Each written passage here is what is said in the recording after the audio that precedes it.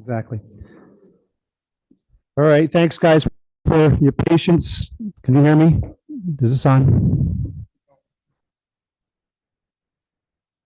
I'm going to bring this meeting to order for the December 3rd, 2025 Board of Finance regular meeting. I'm Michael Anderson, the chairman. We have Dan Smith, the vice chair. And we have Gary Nino, Ed McGowan, Lou Gingerella, and Sarah Nelson. Are you participating in as a board member right now? Yes, I'll get on video in a second. I'm just trying to connect to the Wi-Fi. Hold on. And Carl and Winona.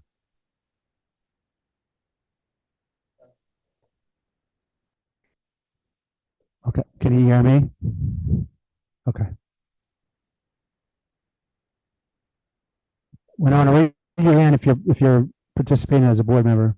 I'm participating as a board member. Hold on, I can't. Can you hear me?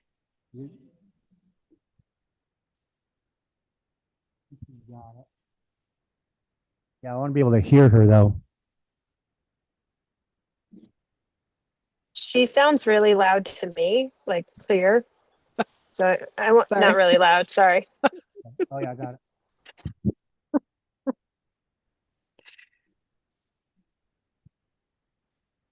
Mike, can you hear any of us?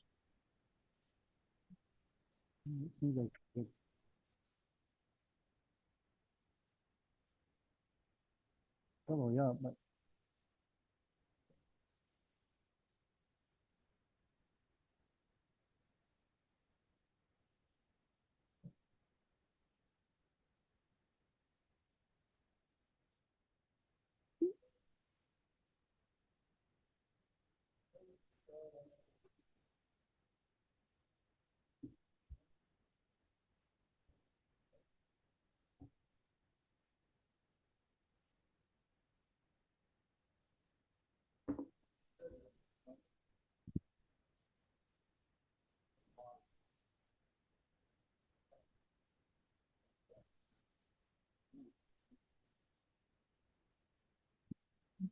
Winona, try this. There we go. Now guys it's hear me? talking. Can you hear Carl right now? 1, 2, 3. Yeah, Carl, I can hear you. All right, talk to you a bit. The pamphlet you walked in front of the thing for, never mind. Okay. Can you hear Winona? me? Yes. Okay, Sarah? I'm participating as a board member. Oh, you are. Yeah, Sarah's here as a board member. Okay, you hear thank me? you. Okay, Yep. good. Yep. Everyone's present. Technology. All right, so we have Winona Burdine, Carl Johnston as an alternate, and Sarah Nelson as a full member participating on Zoom. Next item is Pledge of Allegiance. Pledge allegiance to the flag of the United States of America and to the republic for which it stands, one God, indivisible, with liberty and justice for all.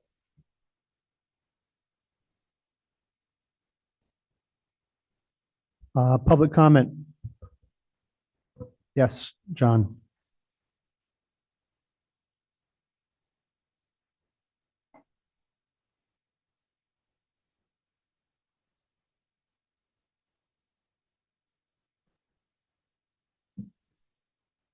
Okay, yep, there we go. So John Edwards, Chester Main Road, and on the board of the library, board of trustees. I just wanted to make a couple points that have been just kind of like floating around in my head as we've been going through this and asking the Board of Finance to advance this towards a referendum is obviously what the Board of Trustees is looking for.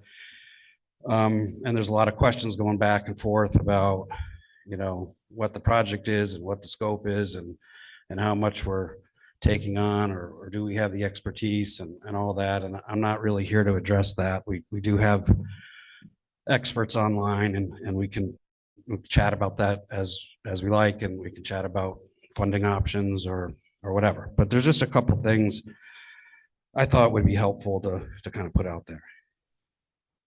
The first thing for me personally, being on the board of the library, which has been, I think it's been like 10 years now. It's been great. I've just enjoyed it. It's great being part of the community in that way. And one of the things I really do like about the library is the inclusivity that you see at the library. And just a reminder that it is a community resource that's available to all members of the North Stonington and our neighboring towns for free. And if you haven't been too often to the library, you might see that these offerings range from pre-K programs to AA meetings, to knitting circles, to government meetings, and on and on. So just to know that this is something that everybody is welcome at, and is this whole library is for everybody. Excuse me. The second thing is that the library is tired, and it's inefficient, and it's sorely in need of a renovation. The last time any renovation was done was over 30 years ago.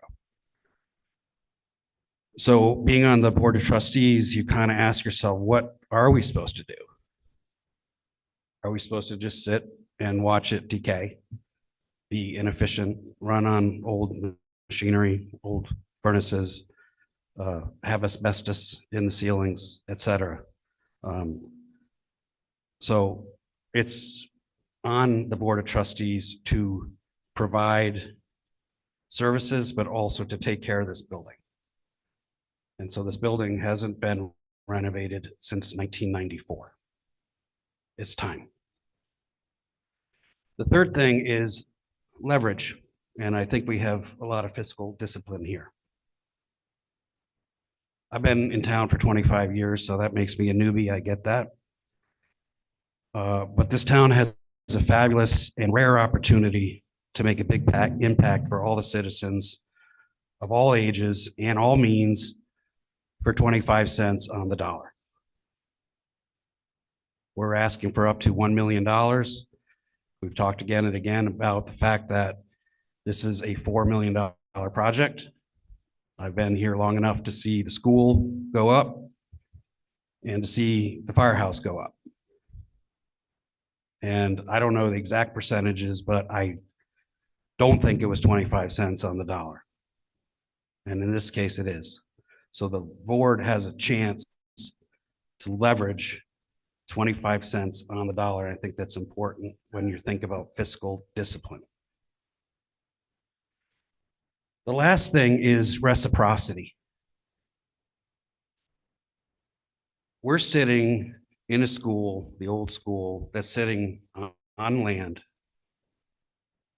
that was given to the town by the Board of Trustees of the library back in the 50s. This happened twice, the land across the street and the land here.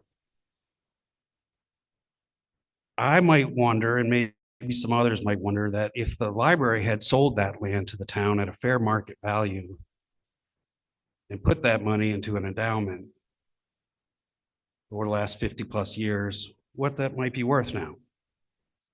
Would we have $1 million that we didn't need to ask you for? Would we have a lot of millions of dollars that we wouldn't need to ask you for? But they didn't do that. They gave it to the town. And I hear a lot of times that, what are we just going to give the library $1 million? Well, the library gave the town something that's worth way more than $1 million. So it's called reciprocity. And I think that at that time, the Board of Trustees and the Board of Selectmen and the Board of Finance were kind of on the same page about what needed to happen for the betterment of this town. And the Board of Trustees did not say, fork over a whole lot of money for some prime land on Route 2. They sold it to the town, I think, for $10. And so I hope that we have that same relationship today between the Board of Selectmen, the Board of Finance, and the trustees of the library, who are all on the same page that we want the best for this town. And I just wanted to make those points, and I appreciate your time. Thank you. Thank you, John. Other public comment? Hello. My name's Amanda Bechtel. I live at 770. Can you just put the microphone down a little Yep. bit for yourself? Is that better? Yeah, Okay. it's more for the people online. I can hear Of you fine. course. My name is Amanda Bechtel. I live at 770 Pendleton Hill Road. I've lived in North Star for about 10 years now. And I know that because my daughter will turn 10 this month, and we moved into town when she was a month old. And my settling into town, even though I grew up one town over, a lot of my settling into town was because of our library. So I am the biggest cheerleader of our library because it is the only reason that I found community when I moved here with a tiny little baby, living in a house in the woods and not knowing anyone here. I started to take her to story time at 8 months old. And that is how I met everybody and anything, because when you move into town, you don't have any connections and you don't have anybody in the school. You're kind of just waiting for that place to find home. And I was like, well, I'll just wait till I get to kindergarten, then I'll meet people, or I'll find somewhere to go. And the library was the place for me and my family. And over the last 10 years, it's continued to provide my family endless opportunities for community and education, and just finding that place where even if I'm home alone, I can stop at the library and I can find somebody who will smile and talk to me. And I deeply appreciate the library for that. In that,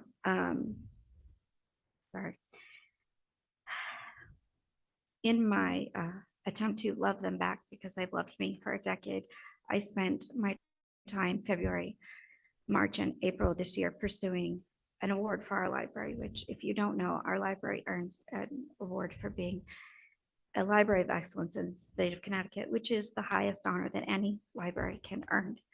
And the way that we did that was not just me sitting there writing a letter and saying, hey, our library is amazing. It actually was not just my voice. There are 22 others who took their time to write letters for the library to vouch for them, just to get this recognition that they deserve, to echo what we know, those who patron the libraries, that we know what we get for our time and what we get for when we walk through those doors.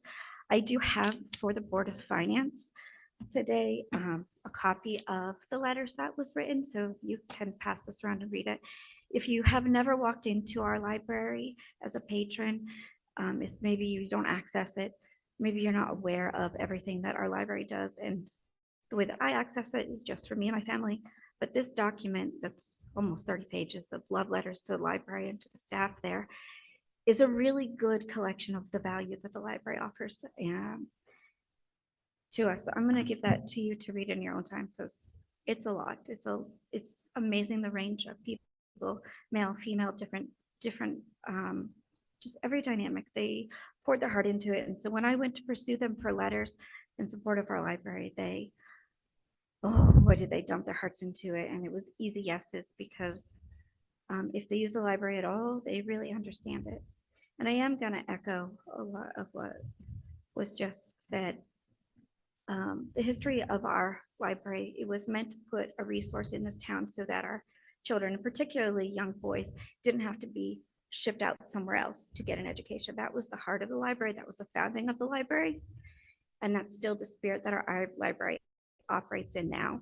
It allows people in town to have access to education, information, resources, books, to the end of their desire to pursue whatever they are, regardless of their beliefs, regardless of their age, whatever they want to pursue. Our library brings that right here into town.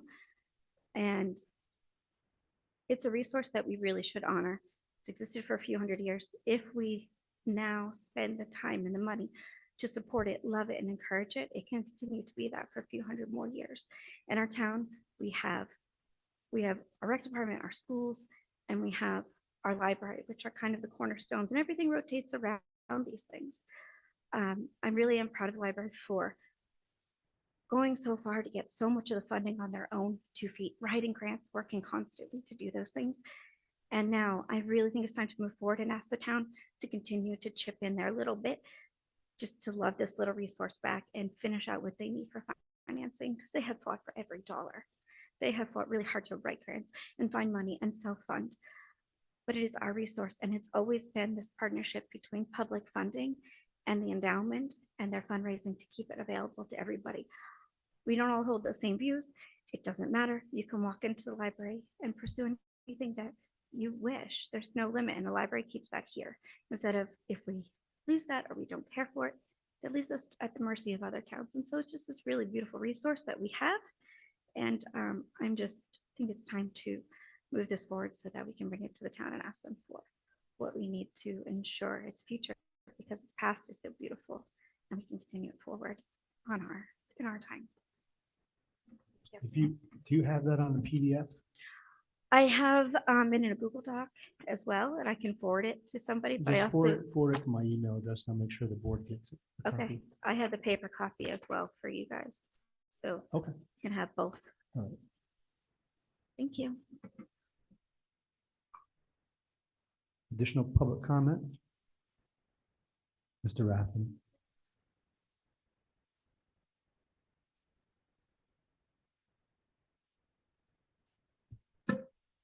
Brian, can you do me a favor? Can you slide that podium just a little bit closer to Gary?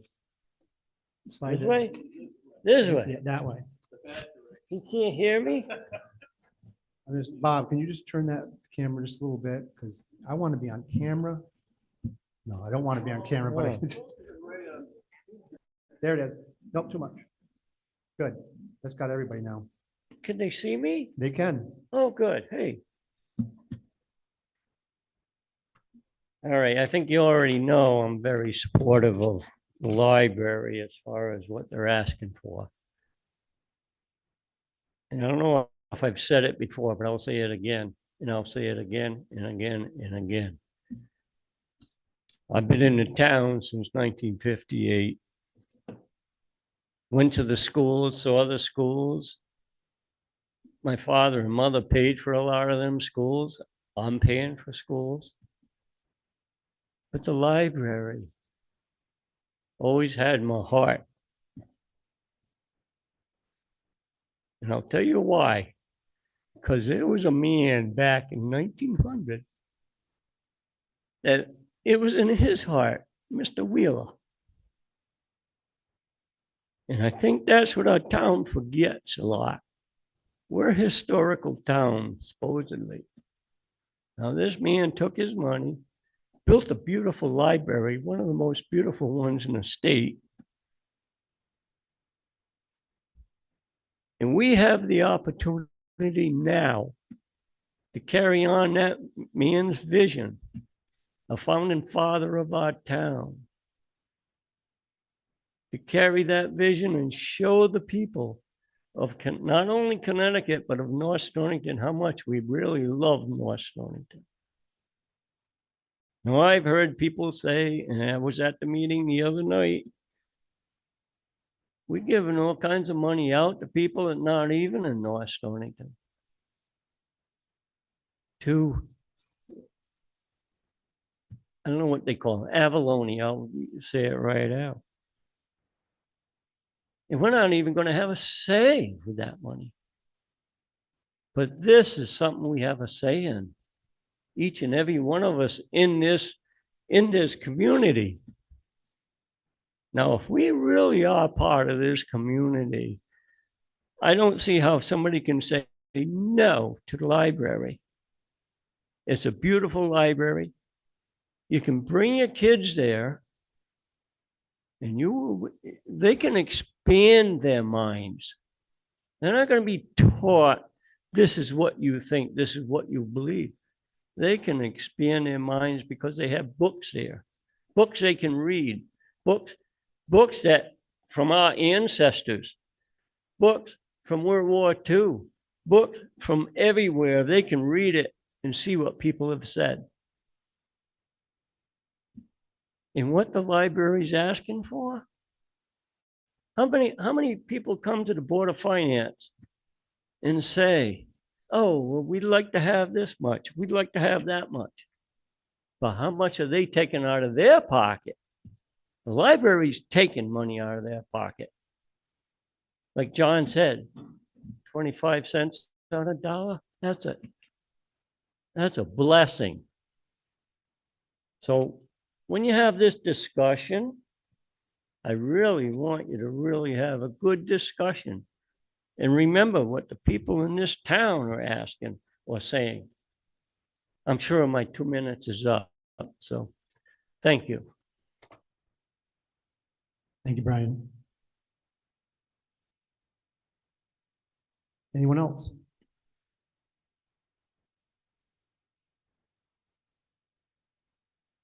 Anyone online?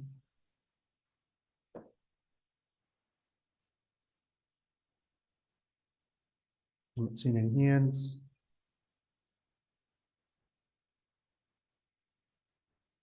That was Ms. Betchel, was that Bechtel? Yeah, I got it from your thing.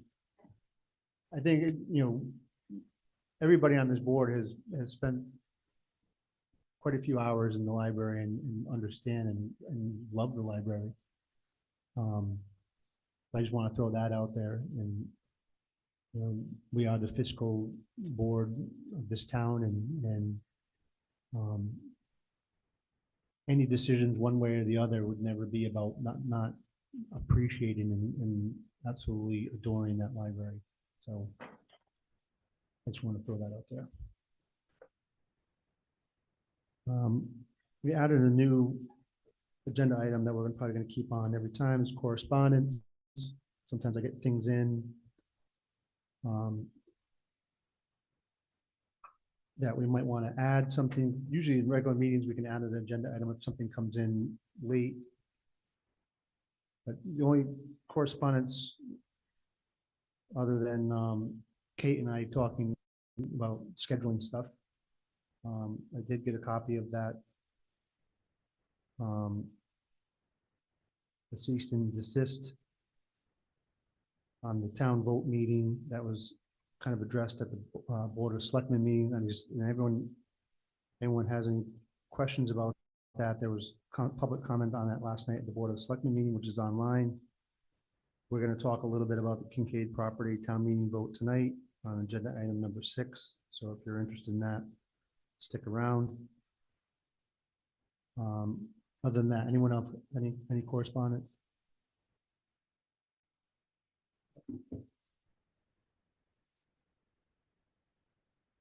And I know the Wheeler Library discussion is very important tonight. I'm going to talk about the revaluation of the town. I know that's been a big topic of discussion in the town, and I prepared some stuff that we normally do during budget season to kind of maybe assuage some crazy fear about the reval, and it's going to be an example with certain variables held the same, but I think you'll find it interesting and hopefully helpful. But with that, we'll get on with the Wheeler Library. So we have, if we could just talk a little bit again about there's 2 things. Your scheduling that you'd like to see, because it affects, when do we decide to push for a referendum on the vote if this gets through the Board of Selectmen, Board of Finance, to go back to the Board of Selectmen to set the referendum, and any discussions you've had with the town Board of Selectmen regarding financing. So, Bob, if you could just kind of give us an update on what you've learned for other financing options other than an outright payment of $1 million from whatever source, whether it be increase in taxes, use of the undesignated fund, or whatever. Thank you. So at the last time I alluded that I had spoken to Dime Bank and asked them to come out with a study. They do a lot of municipal lending. So the Speaker of the House, Matt Ritter, who's also an attorney of lending, who has done lending with Preston, Ledyard, Colchester, and so on. He put me in touch with a woman named Cindy Palmer from Dime Bank, and she was very good to get back to me with a 10 and a 20-year look at what $1 million might look like to us. She agreed that bonding $1 million is probably a small number. We know that the Board of Finance has already discussed the undesignated fund and what decisions you may decide on that. But so I asked Kate Parento if she would come in this morning, knowing that I was going to speak on this because I had information from you, just so she could tell her board what I found. This looks like if we're going to do this, this is probably the route we're going to take. And if we do a 10-year note, 10-year payback, it's $307,000 in interest over 10 years. The payments, 307? 307.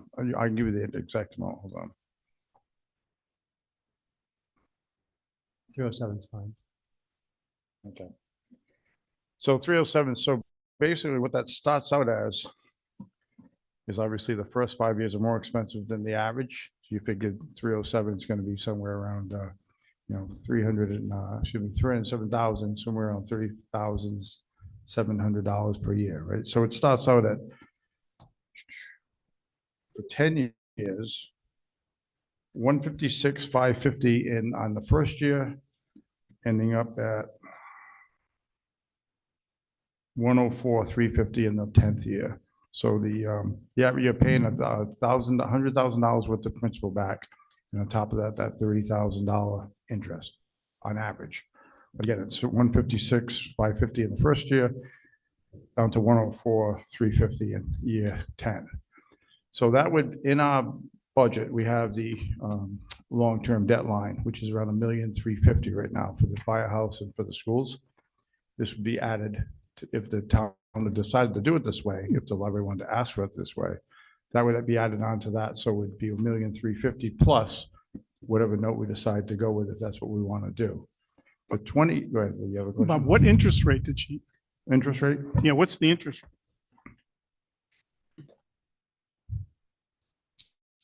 On the 10-year, it's 5.8, and on the 20-year, it's 6.45. And I'll talk to Chelsea Grant Bank, who we do our bank with, to have them. I always try to give them a last look on anything, but just that Dime Bank does a lot of this municipal lending. I figured it'd be a good place to start. They'll refer to us, so they've done it before, and they're not worried about towns defaulting on them. So it's also there's a $2,500 fee for the attorneys to write this up. The bank waives all their fees, but the attorney fee is around $2,500 to write this up. So that's the 10-year. If we did a 20-year, it's the total including interest is $1,667,000. So $667,000 interest over 20 years. So that, if you look at what the interest is on that, it averages out to that between 82 and 85,000 a year. But year one, it's 114,500. In year 20, it's 53,225. So unlike our long-term debt now that stays the same every year with the USDA loan, this is a moving, obviously the more you owe, the more interest in it. It flips at the halfway point. Well, so instead of doing a level payment like a mortgage, I believe what she's proposing is a principal plus interest loan. Correct. P&I. And ultimately that does save the town money by doing it that way. Because if you do a straight payment amount, you've got principal outstanding for a longer period of time. And so you will pay more interest. And I think that's why she suggested to go this route. Yeah, that is a better way to go. Great. So I guess the question is, first of all, if this does go back to the Board of Selectmen, the Board of Selectmen have to change our motion. So our motion was to not exceed $1 million. So the motion would have to be something like, would the Board of Selectmen approve this loan for $1 million plus interest? And how does that look, and what do we do? So my feeling is that when you get $1,335,000 in yearly payments anyway, I think we got about 23 to 24 years left on the big loans, and you did this for 20 years, the increase really isn't that high over a 20-year period to take a building like the Wheeler Library, which is one of the gems in town, and you say, okay, for an extra basically $85,000 a year for 20 years, we're refurbishing this library that's going to last for years and years and years, well past when I'm here. So I think that's the way the town's probably going to look at it. I assume when Kate looks at the board, she may want to say the board would rather do a 10-year, but again, we've got that long-term debt out for 20 plus years already. And I think, to me, the yearly budget's important, keeping that budget down. So if we can do it at a lesser number, at the average of the 85,000 makes more sense. Just to me, as I'm not making that call, But to me, that's more palatable when you go to a referendum and say, hey, for 85,000 a year on average, start out with more and with less, can the town absorb this over the next 20 years? And we also had a conversation about if the town decides to pick up the interest on this, I assume the library is not going to say they'll pay us the interest. And it's a big number, I get it, but it didn't seem so big when you spread it out. But could impact the yearly ask on the regular budget, the budget line. Right? So if we're paying $750,000 in interest over 20 years, it's going to probably impact the way that we look at their ask each year for their budget ask. So I just want to have that conversation with her today to know that that's something that we will look at, the Board of Finance will probably look at, and ask her to go back to her board and see what they think about this option to do it this way. I think that my own personal opinion, I think the town may be able to absorb basically an average of $85,000 per year for 20 years over that time, since we're already paying on long term for the school buildings and the firehouse. Yes, the only thing I would mention on that is that 20 years, this is a renovation. It's not a build like we did with the schools.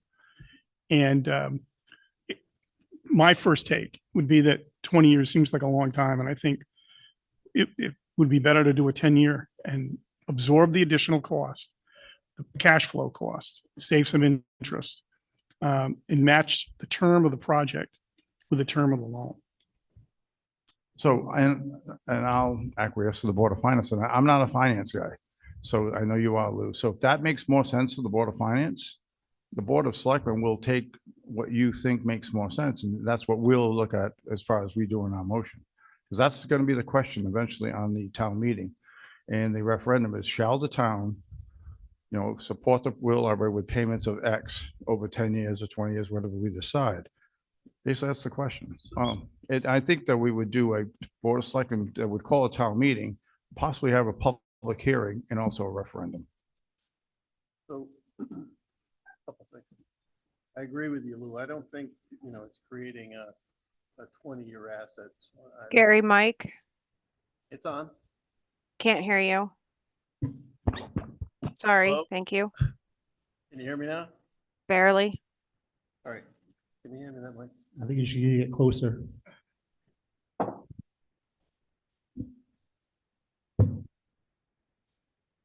John. Yes. Winona? Better. Better. Okay. I agree with Lou. I don't think what we're doing is a 20-year asset life increase. So it doesn't seem right, but we can go through that. One thing in particular, whatever we do, I would like to see the ability to pay this off early if there's some sort of financial windfall and the town decides to get rid of this quickly. That was going to be my question too, guys. Is there a prepayment penalty? I don't know I'm that sure yet. that's like devil in the details, but I'm going to expect you to have that figured out before we go to any kind of referendum.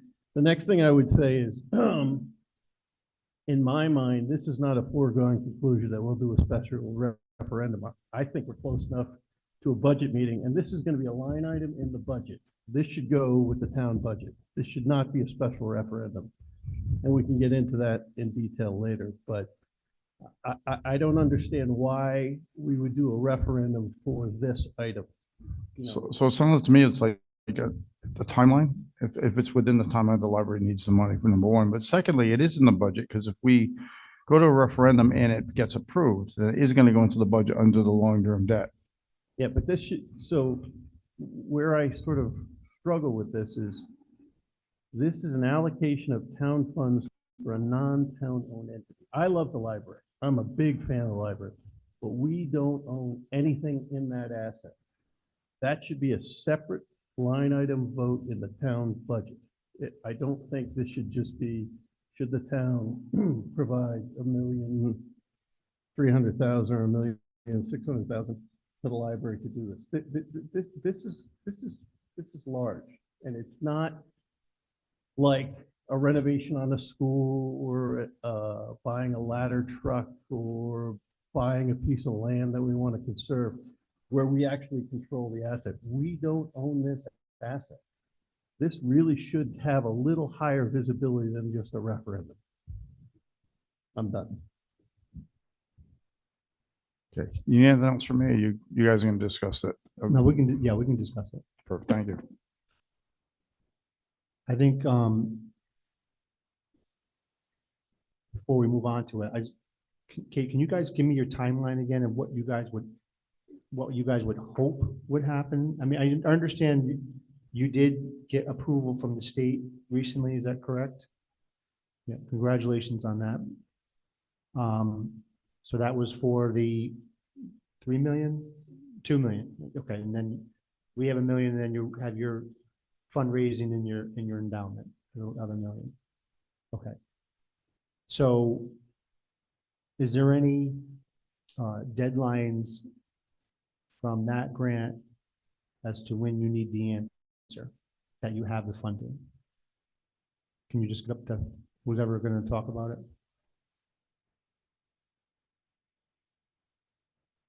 Hi, Catherine Edwards. I do the grant work for the library. Hi. We have to get, we did get to, we got the $2 million, but part of that is we have to be bonded by the state. So to get bonded, we need to have all our ducks in a row and have our money. The sooner we have the money from the town, the sooner we can get bonded. The sooner we can get bonded, the sooner we can start the construction project. We cannot start construction until we're bonded. We have, the library has gives everybody 3 years, the state library, to get bonded. We've been going through this for years and years and years. We're ready to go. We are ready to start construction. We just need to get bonded at this point. Okay. So the sooner we can have the referendum or whatever you decide, the better. Okay, but from right now, what is there? 3 years. How is it 3 years that We have 3 years from last week to become, to to get all the get funding? bond, to be able to raise the money to get bonded Okay, for the Okay. total project. Okay. You understand that every year we wait, the price goes up for construction. Understood. Okay. Understood. Hey, Mike, Yep. quick question. She Yeah. just stated, I believe, that she needed all the money in place. We had been discussing that we wanted to try and spread that out over as payments. Could she clarify if she just needs an okay that they have the money ready to go, or they actually physically need the money in account? Well, they'd have to have a guarantee that they're going to get the money. And with a loan, you'd get the money right up front. You're Okay, paying it Just off checking. in installments. That's all right, thank you. okay. Yes. So come on up while you're walking up. It sounds to me like even if we make the commitment to support this and send it down, it will have to be in the budget somewhere. So no matter what, this is going to come out of our next approved budget, correct? Yeah. If so referendum or not, it's still not technically there until the budget gets approved. It depends. Do tell. If we decide, for instance, we are not going to get a loan. We're going to take $1 million from the undesignated fund. That would be part of the referendum vote, and the money would come out as soon as the vote went yes, if it went yes. So that would not be a budget item. Yeah, my understanding was that was no longer a topic of discussion. It's not necessarily a topic of discussion. I'm saying Okay. I'm talking just hypothetical, different options. Okay.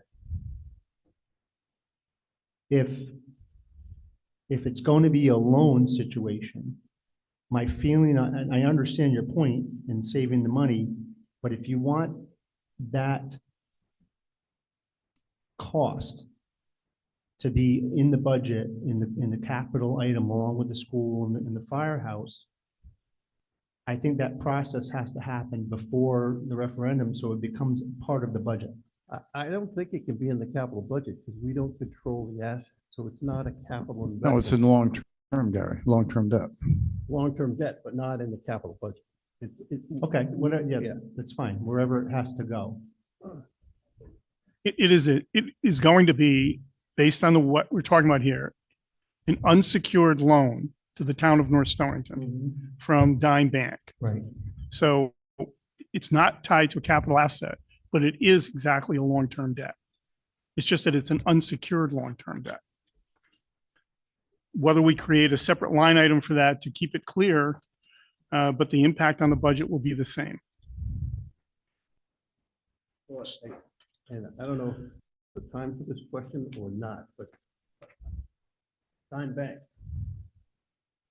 Why is the library not going to Dime Bank and taking a mortgage against the library? Why are you asking me that question? I do, because, sorry, I'm looking at you because you spoke to Dime Bank. I assume that this discussion was already happening. No, I mean, to me, Yeah. they're looking for a commitment from the town. They're putting up money, they're raised money.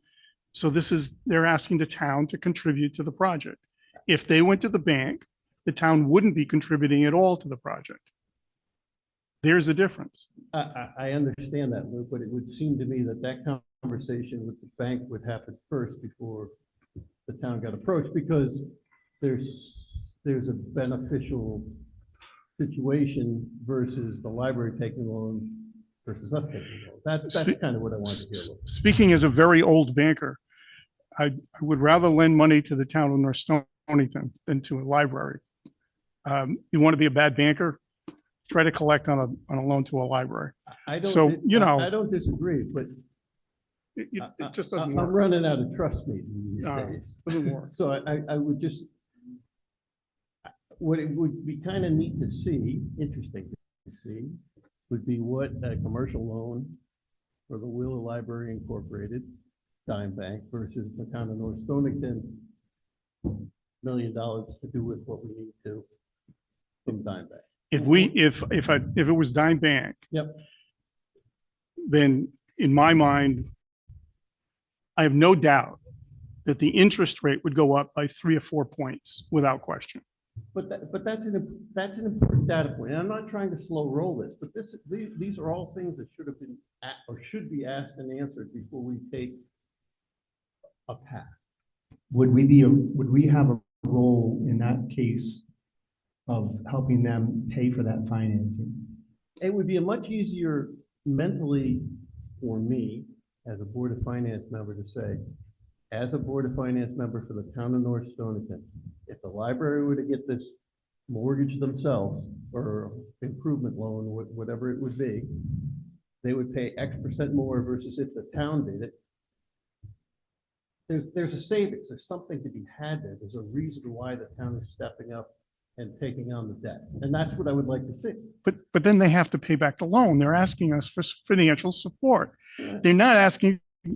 I'm not saying it's a road we need to go down, Lou. I would like to see the difference in the interest rates. What would the difference? I think it'd be irrelevant, but if it makes you happy. Wait, no, you had just said that if the library approached Dime Bank, they would get a much higher interest rate. That's a delta that I think would help sell this. Okay. So Gary has many questions. Can I answer just one of those questions? Thank you. The municipality may prepay the notes at any time without penalty. Got it. Thank you. Perfect. So just to go, yep. Anecdotally, several years ago, we did look at getting a loan and it was a very, very high interest rate and it was not a path that seemed reasonable in terms of pursuing. And we were doing it at the time when we first approached the town and Bob was looking at ways of funding and we also went to that route and went to a bank and the interest rate was, as Lou said, not even competitive. And we were not eligible for a USDA loan because of the amount of money, so that has been pursued. So there's the two avenues we're talking about as far as loans are concerned. If we get an unsecured loan for the benefit of the library, it go into redemption of debt, which is D-122, D-123. We'd have to add a line item for redemption of debt for this particular loan. That's where it would go in the budget. Can we, sorry, foundation, can we do that? Can we take an unsecured loan and use it on an asset that we don't control? Are we allowed to do that? Because it doesn't seem right. I think if you are trying to benefit the citizens who have to vote in the fact that they want you to do this in the first place, and you're doing it in a way that minimizes the immediate impact, you know, rather than taking everything from whatever source or in this particular reval year, not lowering the mill rate, measure it with whatever the money is just going to go straight to them for one budgetary cycle. You know, so everyone has paid higher taxes this year to pay that one immediate bill, which is another option, option 3. That I don't think people are going to like, but it is an option. I think though, to answer that question, the library is a 501c3 corporation, and we give money to 501c3 corporations every year. The fact that we decide to borrow the money to do that, I suppose we'd have to ask legal counsel, but I have to believe it's in our charter that we can borrow unsecured. And however we decide to use those funds goes through our budget process. I mean, I think we need to find out if we can do this. Because it doesn't. I don't know, see why, well, again, we could always ask that question. The big difference is taking money we levied in taxes and allocating it to 501c3 versus taking a loan, an unsecured loan, and giving it to an entity that we have no. But if it passes, if it goes through the hurdles. Yeah, no, I'm just saying legally, can we do this? I'm not bond counsel, sorry. I know, yes. I wish Amy were here because she could answer this better than I can. Before we are 501(c), we are an association library. 60% of the libraries in Connecticut are association libraries. 74% of the libraries in Connecticut are association libraries. They all receive money from their towns. They all receive a lot more money than we have. They all have gone through renovation projects. So if you would like us to find examples of banks that have supported association libraries, we're happy to get you that information. I'd like the town council to Okay. tell us we could do All it. right, But I do want to point out one thing on the association library. So last year, when the library came and gave us several examples of similar association libraries, I pulled the 990. Gary, Yep. sorry, it's hard to hear you still. You just gotta speak into the mic. Okay. I pulled the 990s, the IRS filings for those, and the difference in those association libraries and our association libraries is it seems on paper, and I can't tell because I didn't make any phone calls, that the towns own the asset and the library association ran the library. So that's a big difference because the asset resides on the town's ledgers as opposed to. So there are many, many libraries that No, were I gifted only went- by personal people and endowed in Connecticut, especially just because of the wealth of the state and the individuals that lived here. So, I mean, I we only can- went by the yeah. examples that the library provided.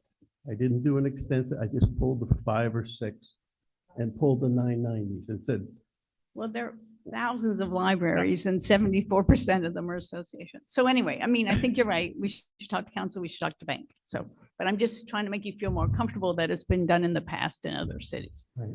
Winona, I want to get to you before we go on to Yeah, anybody else. thank you. So at the last meeting when the library was present, I had asked a question about the library's charter and what the language stated about allowing or disallowing membership, or if there was ever the opportunity for the library to go private and require a paid membership to North Stonington members. Was that looked into at all?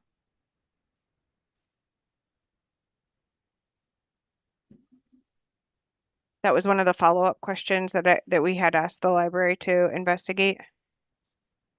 Okay, so I am Marietta Anderson. I'm a Board of Trustee for the library, and I investigated your question. The Wheeler School and Library, I'm going to read this to you. It was incorporated by a special act of the General Assembly on May 23rd, 1899.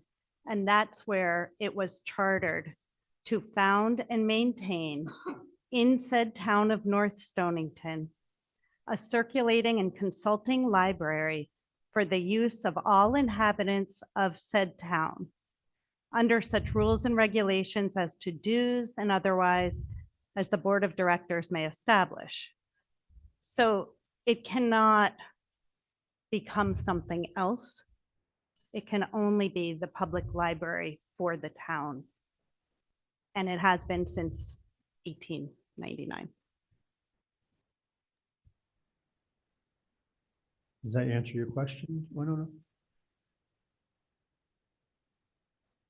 So the dues and regulations that the Board of Directors may establish, like DUES, is that what you said?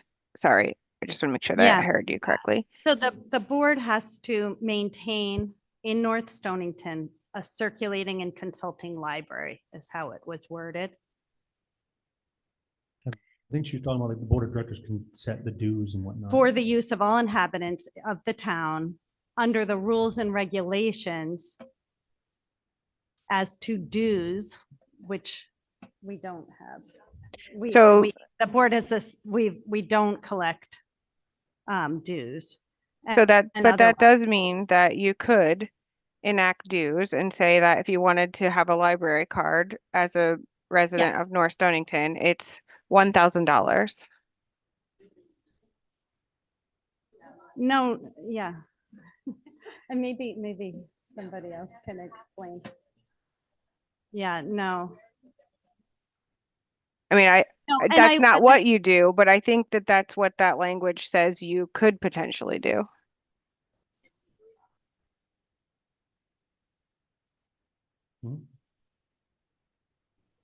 How long has the library been in existence? Well, 1899 is when it was incorporated, and that was state law, And you- so that can't be changed, as. So to you what haven't done that purpose- since then? No, no. Okay, just sorry. No, it's, we have to be a public library. Okay, I'm not here for conjecture. I just want to make sure that I understand exactly what the charter says and what the consequences of that charter language is. And what you're stating is that the board can set the dues and regulations. Currently, the dues are $0. But as I interpret what you're telling me, those dues could be any dollar amount at any time. I don't know that we would then qualify as an association library if we charged as a public library, if we charge. So I think that would go against the charter if we started charging $1,000. But this was the impetus of my question and why I asked what the charter language specifically was. Yeah. And the answer is what you're giving me, that there could be dues, begs the question of what those dues could be limited to. And I'm not hearing that there's any limits, and if you're saying that you couldn't charge dues, I don't know why that word would be in that sentence. So again, not to be argumentative or No. to like, That's two Maybe, separate maybe I things. can explain a little bit. The way I understand this, and I think the way we all would understand it, is if we have to maintain a library in town, a library by definition is where you can come and you can get books and other services for free. The dues part of it is when you don't return something and you get charged for that, by day or whatever, or you damage something. It's not to use and access the library because the library is inherently a free service. So your view of that word due is a penalty, not a membership fee. Correct.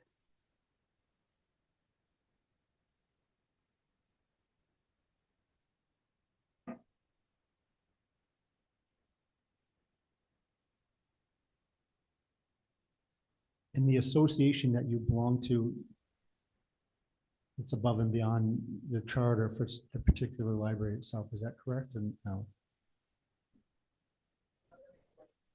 It's just a characterization. Okay. Yeah.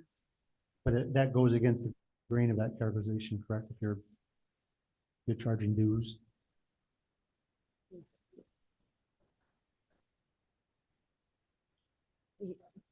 All right.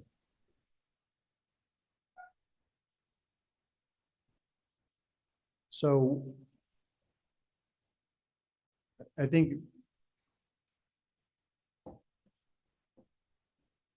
we talked further about, if there's a loan situation, I agree with Gary and Lou that a 10-year loan is more appropriate.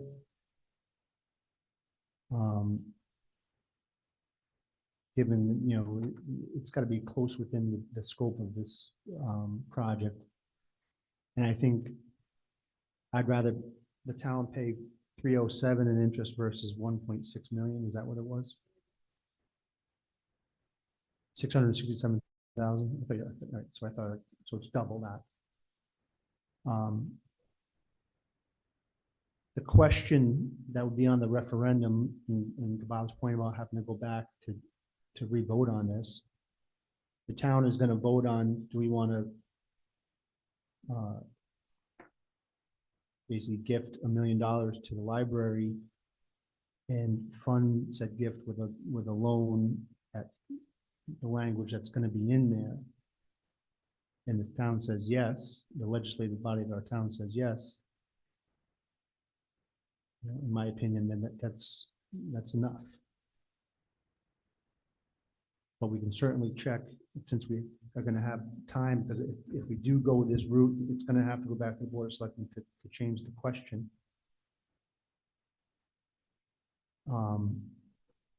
And so there'll be time to talk to Dimebag or talk to our town attorneys. Is there any legal implications with using a loan situation for a non-town owned entity? And before we can move this anywhere, as a Board of Finance member, I'd want to know what term we're signing up for. I'd want the legal entity. I'd like to know where the vote's going to take place. Understood. But so I don't think you're looking for action tonight on this. We can't, unless we say we're doing something else that is in line with the question that passed the Board of Selectmen, we can't take action. Yep. Okay. And just to get back to Bob, and I'm only going to say it to the microphones, to the people that watch the video or are listening in. There's no payment penalty, but if we pay it off early, we pay the full note. So for the 10-year, if we pay it off in year 2, we pay off 1.307. There is no. No, that is not true. That's what I want to hear, and I need to hear it from whoever's the lending agent, because That's a lease. That's not, this is a loan. that's what That would be illegal. Lou, I know where you come from and you know where I come from, but I need the person that's writing the note to tell us this. That's a legit question. But I agree with Lou with a loan situation. You pay, if there's no prepayment penalties, meaning you're not getting penalized, which means they can't charge you the extra interest just because you're prepaying it.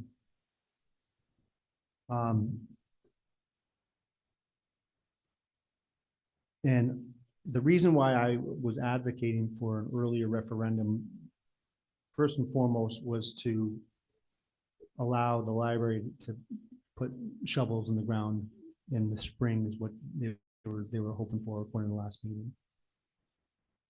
another good reason to do it, to Gary's point, is that if it's going to be a budgetary item, I mean, people are gonna understand that that's gonna be in the D line.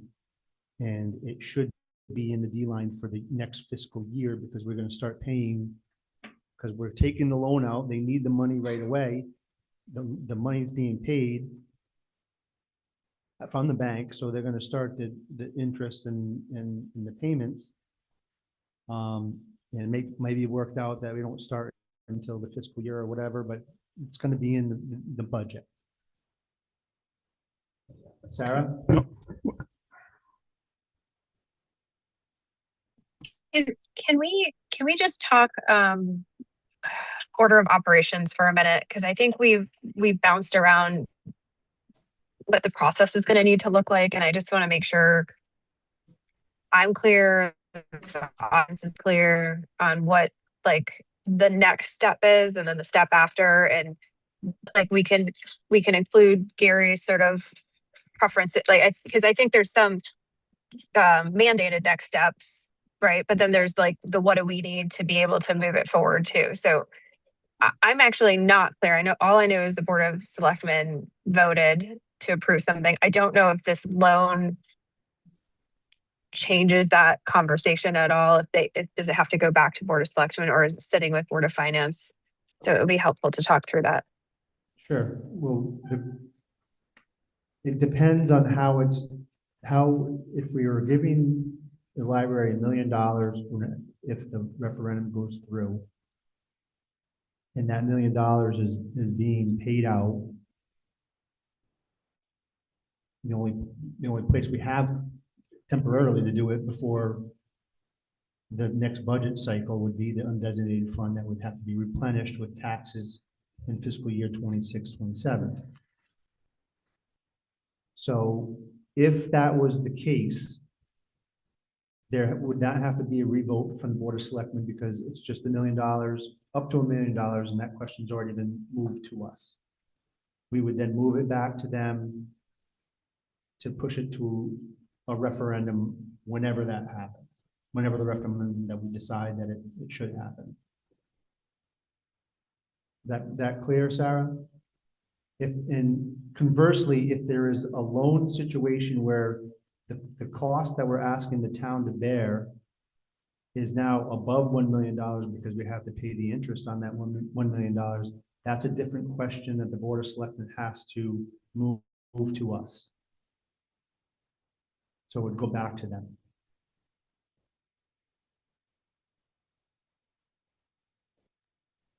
Are you muted?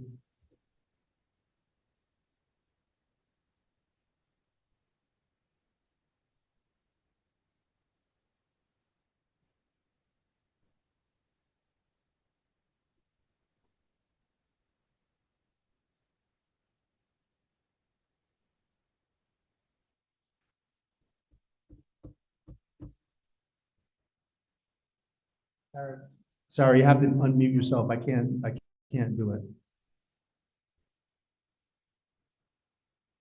You have your hand raised and you're muted.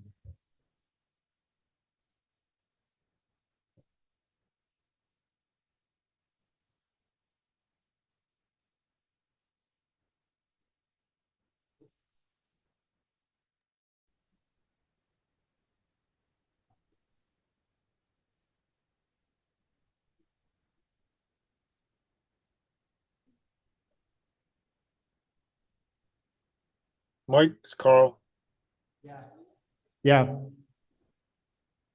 I don't know what's going on. I wonder if everybody should wonder or decide that it's probably not a good idea to pull $1 million out of the undesignated fund and send it back to the selectmen to get it set up for a loan while we figure out the rest of the incidentals.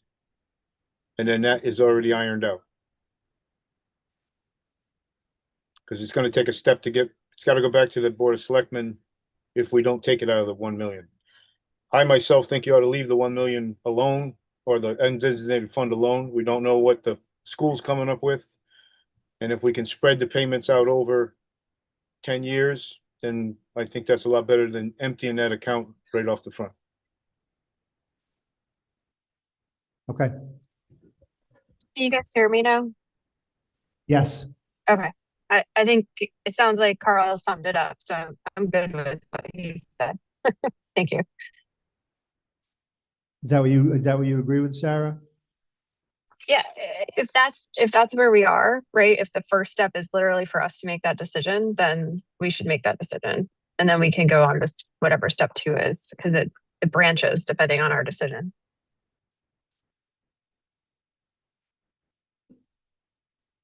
Winona, do you want to weigh in? I just have some comments. I just think that we've kind of glossed over a nonchalant increase of 30% to go from $1 million to 1.3, looking at the interest, and I'm a little surprised by that. But I guess that's where we are, so. No, we're in discussion on it.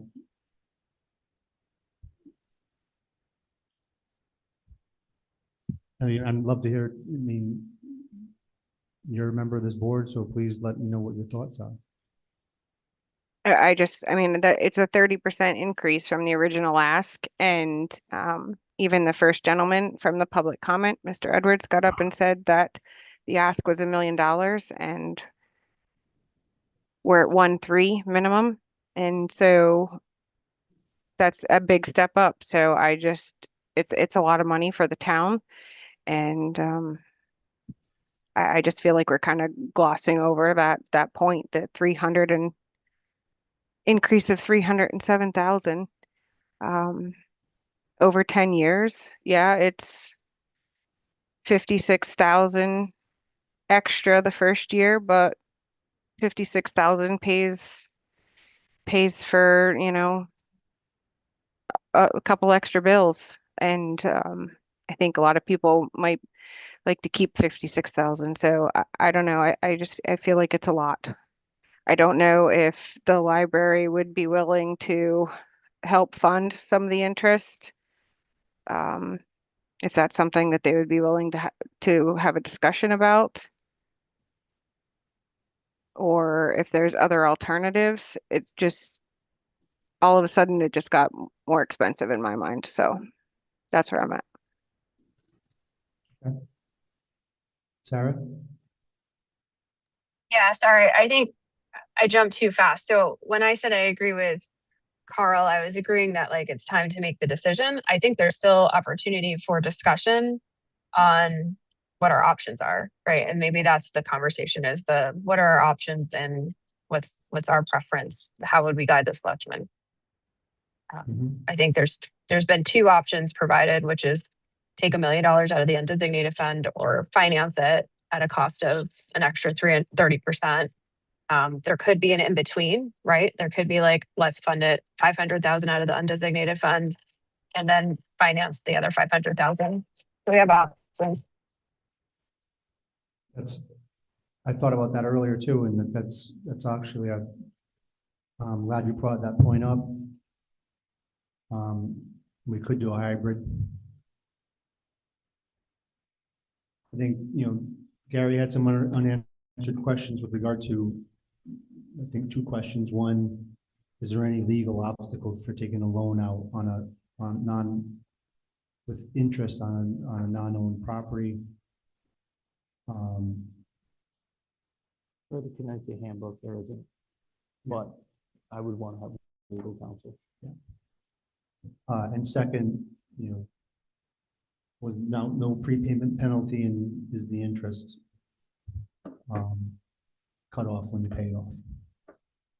Because basically what's owed on the loan only at the time the loan is paid off. I actually had 4 action items, covered 2 of them. We'll need a final request from the town. What's the ask here? So the selectmen need to come back to us and say, is it 20-year note? Is it 10-year note? The hybrid? That's one. We need a legal interpretation that's allowed. I agree, it probably is, but it would be good to know that it is. If possible, it would be good to know what the identical note direct to the library would look like. I think it's a good selling point for the selectmen when they stand in front of the town and say, this is why we're doing this. This helps the community. It's a better solution for what we're trying to get done here. Right. And then the third is the details around the prepay. Fourth is the prepayment details. Those are the four things I remember. Right. I have. Dan, please. Yeah, for the first time, right? I think a hybrid option would be probably the most palatable for all parties. But I would be I would like to see a certain amount of years where their funding yearly budget gets frozen. Either if we choose a 10-year loan and 5 of those years they're capped out at, I think they're at 120,000. For the 5 years, they're at 125 or $120,000, and that's it.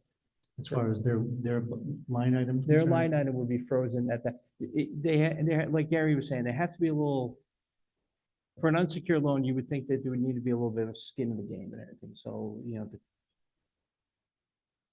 to have that as one of those, hey, you're going to be flat for the next 5 years for half of the term of the loan.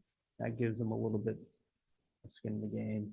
We're picking up the bill. That's going to be added towards the actual financial cost of their line item. You have their yearly ask from the town, and then you have a building budget that we're going to be funding for 10 years. So I think we could probably knock it down below $1 million with taking some from the undesignated fund, using some of that, kind of a hybrid, but also keeping that line item flat for the next 5 years or so, however many years we decide.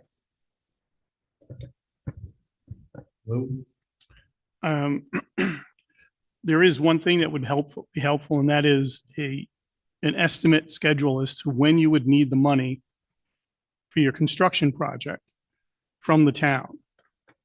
I understand the bond money comes in last and that your money will go in first. And the reason I bring that up is that what we've been talking about so far here is a $1 million loan that we would just sign, get the $1 million and give it to the library. That typically isn't how you would do it on something like this. There are mechanisms where we could put together a loan where we have a commitment from Dime to fund to $1 million. And then as the money is needed, we have a commitment from Dime, we give the $1 million commitment to the library.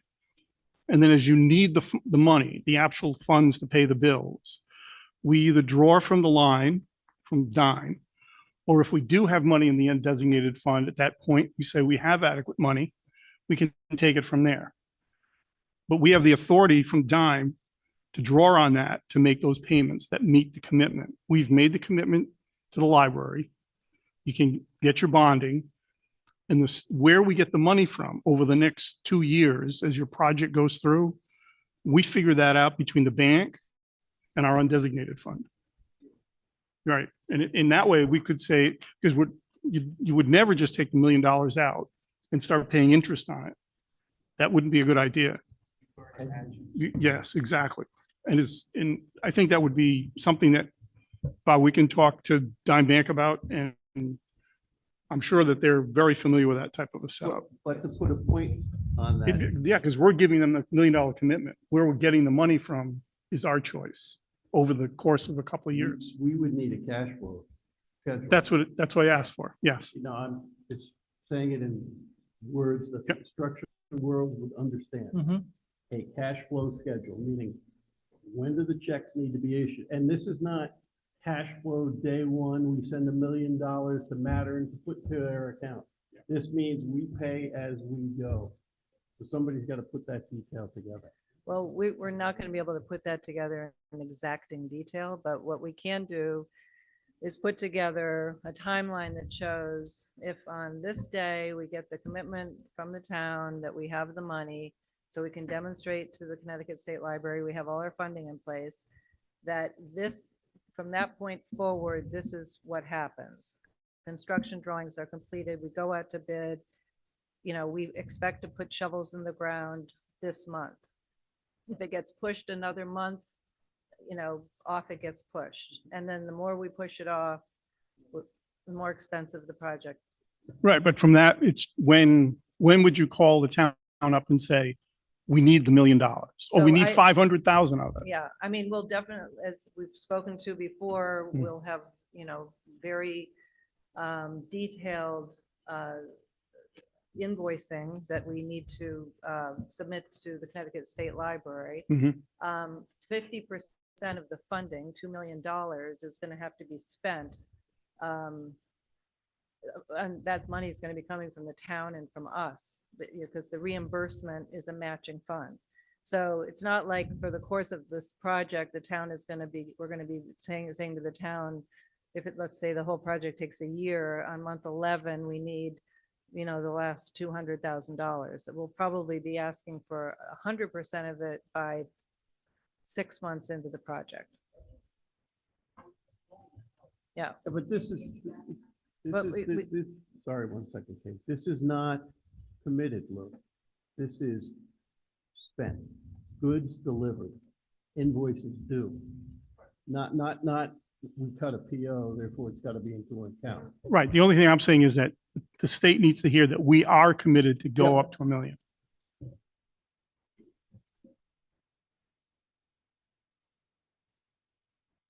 Yeah, and I get exactly what you're saying, and in an ideal world, that's exactly how we could do it. I just, from their presentation, from my recollection, is they're relying on the cash on hand from us and from their endowment to get them to a point where they can start seeking reimbursement from the state for things that are done, or they have to show a certain amount of completion before those funds are available. So we are going to be more on the front line than the back line. Oh, I agree, and I'm just saying that we don't have to be $1 million in from day one, we can work into it, that's all. I agree with you. It's, That prevailing wage thing is going to be a very big, and they're going to have a lot of detailing accounting for that. understood, and again, we're up to $1 million. Yep. If that prevailing wage thing blows everything in the water, we're not on, it's not on us. It's on. Correct. I just don't want this to, everybody's been focusing on that this is a private construction job.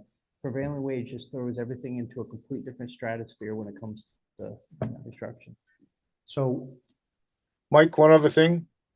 You guys, they have to, somebody has to come up with a 10% before the state will pay back the rest of the money.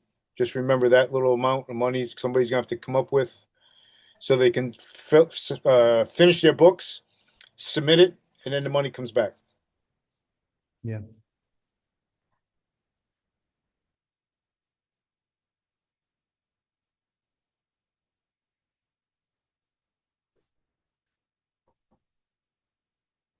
So at this point, I'm inclined to have the library on every agenda that we have going forward until we get to wherever we're gonna go, whether it's a vote from us to go to referendum, go back to the Board of Selectmen for referendum, or to request that the board take the issue on back with however we decide that we think we want to do this. And I think an important thing from Dime is, would they be willing to do a $500,000 loan? That's question number 5. Where we use part of undesignated funds in part, and then fund it with the loan or whatever. Is there a hybrid situation where they, less than $1 million? And what would that look like? I really, I don't want to bury Bob in a bunch of hybrids. If he comes back with a 10-year note, we decide to do it in half, we know it's only going to better situation. I'm just saying, I don't know if they will even do that. Oh, That's question one, would they do that? That's it. okay, fair enough. Yeah. I I don't need them, I don't need to know all the numbers and stuff like that. Exactly. Would they do that? Yeah,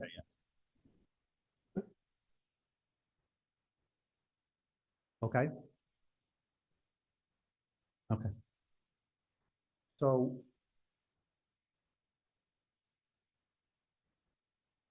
Yeah, I just want, and you know, I think there's no question that this board collectively and individually love the library.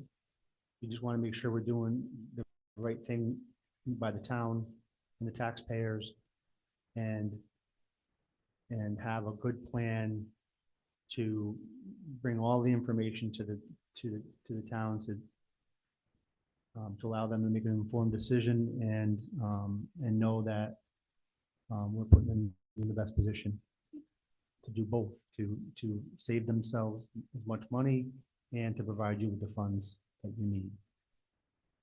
So we'll keep you on it doesn't necessarily mean, you know, we're gonna ask you to present. We're gonna talk about things until we get an answer. And sooner rather than later. Fair enough? Okay.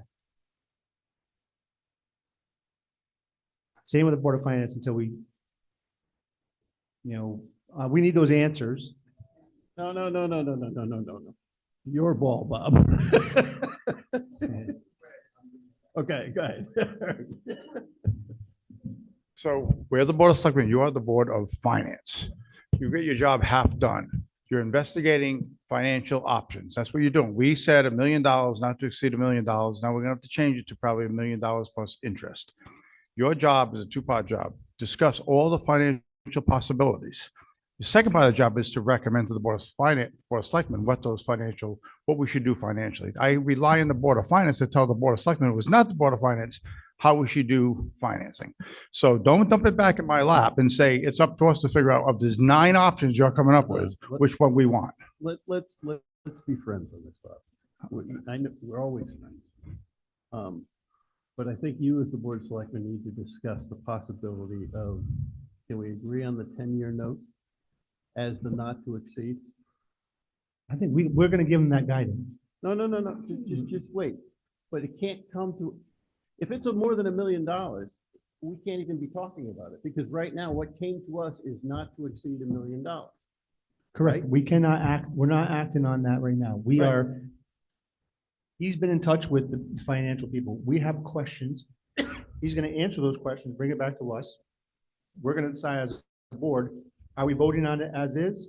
Or are we sending it back to the Board of Selectmen to implement the plan that we suggest? Well, we'll change our motion. Just tell me how you want to change it. Your motion needs to change to worst case scenario 1.307. No, I think our motion has to change after we get guidance from you. Then we're having one, because now, then we're gonna get guidance from you is gonna be different than our motion. Now I gotta go back and change it No, again. but if it's 1.307 and we decide to take half of it from the undesignated fund, it's less than what you set for not to exceed, we're good. I'm trying to better the schedule here and make it sequential. We can run these things in parallel. If you give us enough. I don't disagree with you. If you give us enough headroom to send us a motion that covers the worst case scenario, which what I think we're talking about here, but we haven't acted on is. Well, as of today. Is the 10-year note as of today. As of today. But if you want us to pontificate about this, we're gonna lose a couple weeks pontificating that. It's gonna go back to you. You're gonna have to bring it back to us. No, that's not true. If you say to us, you want me to do $1 million plus interest, not to exceed 1,307,000 or whatever it is, Yep. that's guidance. And I'll take that guidance and run with it. Then you can decide how you want to do it. But if that's what you want me to do at our next meeting, I'll be glad to do that. Let me answer the questions first. Come back to the Board of Finance with my answers. Then give me that guidance and we'll do it at our 100%. next meeting. That's what's gonna happen. Okay, does that make sense? I think having the headroom on what the Board of Selectmen say as not to exceed and allow us as the Board of Finance to figure out how best to fund it underneath that is the right approach. As long as the interest rate does not change. And that's the, you know, Yep. how often do these Yep. unsecured loans change? They could change daily. So by the time he does a call, he could go up another 0.5%, which is going to end up changing it. Now, do we want to have a little bit of headroom so we can operate with that? You gotta add, that's question number 6. Well, Actually, I only you- have 5. you- Kate has 1. Well, I've been quiet for pretty much this whole meeting, and I'm just saying that if, like Gary was saying, if we're gonna kick this back to them and everything, they're gonna vote on it, kick it back to us and everything, and we're still hammering out the percentages, and we figured out the year, but the percentage ended up moving, he's gonna have to go do it again, because he's basically capped himself at a number that he can't support again. I think that's why that question needs to be answered by the bank. But once we Well- get that, we have to act on it. Agreed. Yeah. Or you could say to the prevailing interest rates and understand what that number is at the time of approval. That's one other option. No, It won't pass. the town no, vote. we need to know from the bank that the number they give us, it's gotta be good for 30 days, 60 days, Then, okay, 40 days, Yeah. whatever.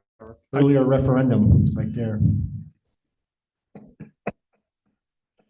Bob, just so I'm clear, this is the 5.8%, that was a fixed rate. It wasn't a prime plus rate, No, it was a fixed a rate. fixed rate. Yeah, that's we So- need that.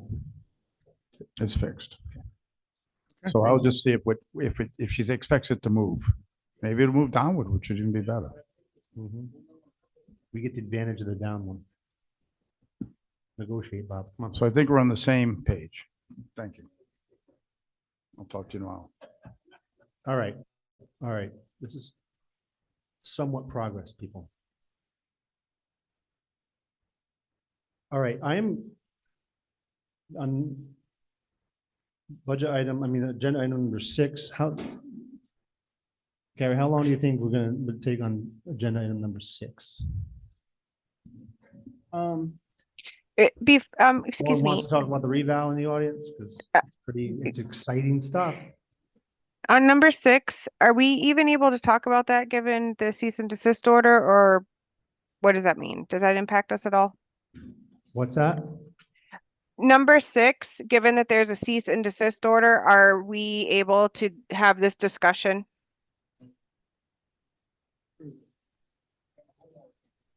Yeah.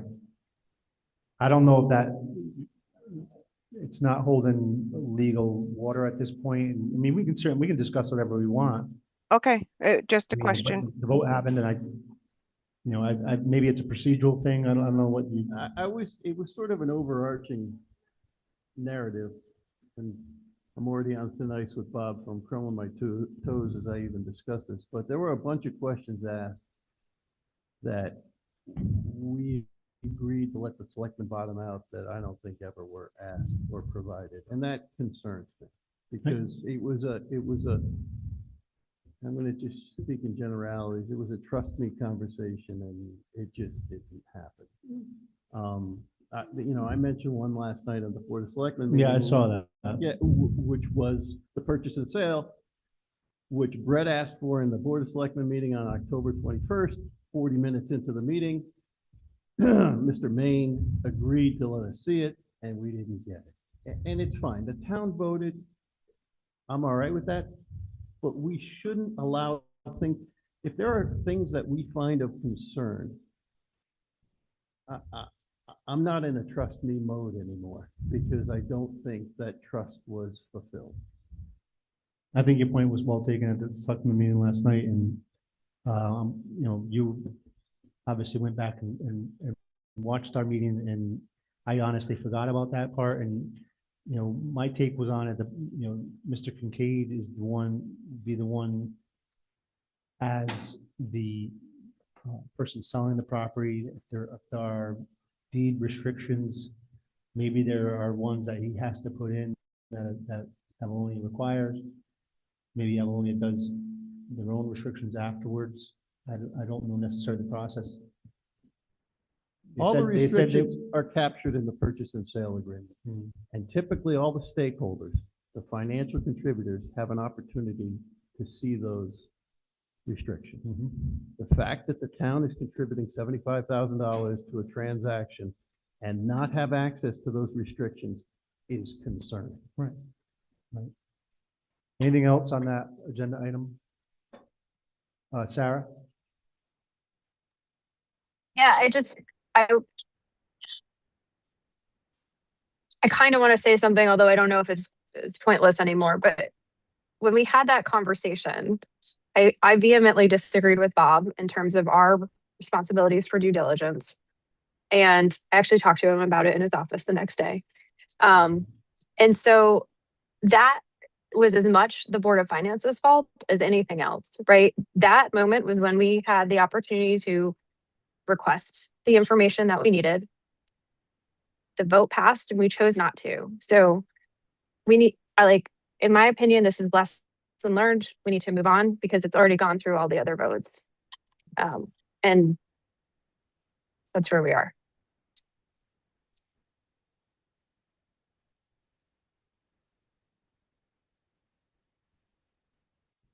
Yeah, Winona? Thank you. So I was not in the Board of Finance meeting the night that this topic was brought up or voted on. But I think something that has kind of bothered me a little bit the last year and a half, and now I'm a voting member, so I'll be a little bit more vocal about it. But something that I feel like I need to say, and this is an opportunity, kind of a hindsight, where I would like to do something different. This is let's do something different going forward, in my opinion. I think that both the Board of Selectmen and the Board of Finance have duties, and those duties are to vet opportunities. And I think that sometimes we get very complacent and come up with the statement, let the town decide. And I'm not sure that that's always the position that we should end up in. And I think that this is one of those positions where we did not vet properly or enough. And so I think I'm going to push harder on maybe we need to do more diligence and we need to make harder decisions. And maybe it's not always that we send it to the town to let the town decide. Maybe the Board of Selectmen and the Board of Finance need to make harder decisions. And that means it doesn't go to the town for the town to decide. So that's just my opinion. But I've seen some things over the past that I kind of felt like we just were a little too easy on letting it slide through. And I've questioned, okay, if that's how we're going to handle things, then what are we actually here to do? So that was kind of my takeaway after kind of sitting at the town meeting and then kind of seeing the fallout from this. So that's going to be where I come from over the next 4 years. So be prepared, I guess. Okay, points are well taken there. And I'll let go the same sentiment from Gary and everyone else and everything. I kind of put the trust out there saying, hey, let's trust them on this and everything. And it didn't really reciprocate back. So, Yeah. It's kind of one of those, you get burnt, well, you're going to double down and that's what you're going to have to go through, and lessons learned. Yep. Lessons learned. So I think everybody just needs to be on notice that, the days of, I remember first sitting on this board where it's like, it's got to happen right now. We're going to miss this date. We're going to miss this money and everything. I think we as a board collectively, I won't speak for everybody, but those days are going to be over. If it takes another week or another meeting, well, so be it. It takes another meeting, takes another week. Well, we're going to do our due diligence. Yep. Okay. I think those are all great points, and we will do better next time. Yep. We have public comment at the end, but are you going to stick around for the whole thing? Because I'm certainly like to hear your comment. Okay.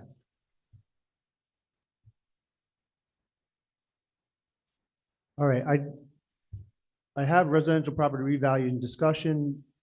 I have, a presentation to do. If anyone else wants to talk about it before I do, what are your thoughts? Go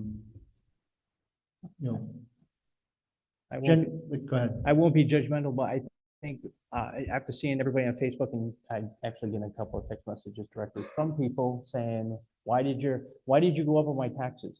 First of all, I didn't go up on your taxes on Board of Finance. We don't do that. But I think people really needed to take a step back and reread the letter. And I think what people are taking is they're taking the current mill rate and they're taking what they receive. 100%. And they're doing simple multiplication. I have this, I do this, this is what my new tax bill is. Oh my God, oh my God, oh my God. Yeah, Guess what? yeah, I have a presentation on that. perfect. Is that how we're going to build the undesignated fund? Yeah. Yeah, I talked to my wife right afterwards and I said, Heather, I took like a car. I said, all right, here's revenue on the left side. Here's the expenses on the right side.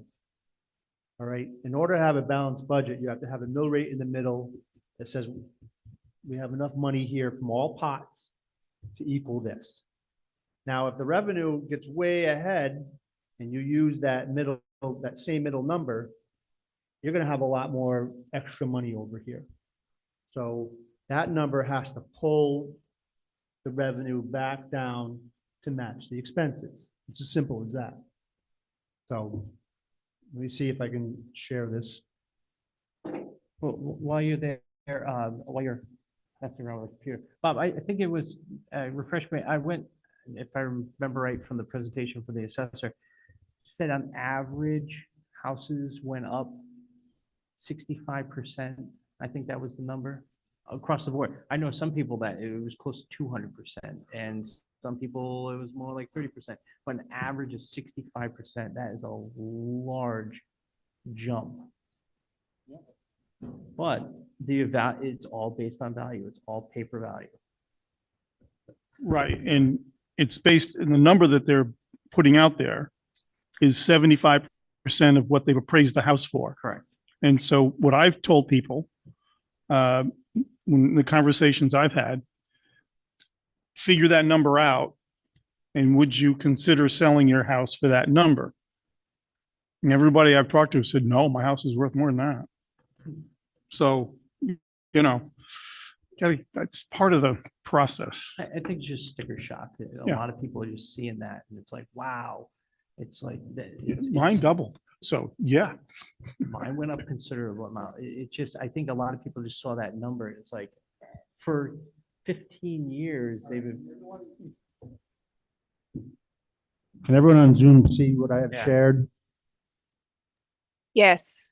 Okay. So we use this spreadsheet once we know what the net grand list is and what the expenses are. So the net grand list on the left side on A7, that net grand list right there, that number, I used 57% more than we had last year, which is what my assessment went up. All right. So You used what, Mike? I'm sorry. I used 57%. Okay. So the grand list went from like 606 million to 982 million. And so these additional taxes, use of money, intergovernmental license, other revenue, they remain the same. Those are very stagnant variables. You know, again, this is hypothetical. This year, we're going to, all those numbers are going to change, but let's just say all those additional revenue sources stayed the same. And we're not, on line C15 from the undesignated fund, there's zero money in there. So we're not taking any money from the undesignated fund at this point. The estimated budget that we had last year, so if it's expensive, stay stagnant in this example, again, just a hypothetical. If we use the mill rate that's on B5, which is 0.0, our mill rate is 28.88 mils. So it's 0.02888. And if you see on D5, we use a 98% collection rate. So this grand list, net grand list gets multiplied by the mill rate, and that gives you the revenue that we have available to get against those expenses, along with all other revenue sources. The variance is 10,061,075.60. That would have to go back into the undesignated fund if we taxed everybody at 28.88 mils. Does that make sense to everybody? Sir? So that's obviously not something that we would do. And at down bottom, I did some, just an example. My house is worth $300,000 before the assessment. At 28.88 mils, my taxes are $8,664 a year. If I increase the value of my house by 57%, my value is now $471,000. If I use that same old mill rate, my taxes would go to $13,602, and my mind explodes. That's what people are doing. That's not likely what will happen. It's not going to happen. Okay? Everyone good on this one? All right. So I'm going to stop sharing that one. And I'll share this one. So same net grand list. And I messed with the mill rate in order to get this variance to an area that's in the red, in the black, but not too much in the black. And the number I came up with is 18.49 mils. All right, and that gives us 6,867 going back to the undesignated fund after all expenses are paid. That math doesn't work. No, I think your mill rate needs to be like 9. No, so I thought originally it was supposed to be 10. It didn't work out. no, it's 18 point, I figured I was 18.5. You're gonna lower by 57%. Yeah. Well, that's what I'm saying. One minus, yeah, 0.5. What? So the mill rate is barely going to move and the house values all went up 50%? No, the mill rate went down. Mill rate almost went less than 10 mils. Yeah, there you go. One minus 0.57 times the current mill rate should be that, but it doesn't come out to that if you do the math. Oh, sorry, I got it.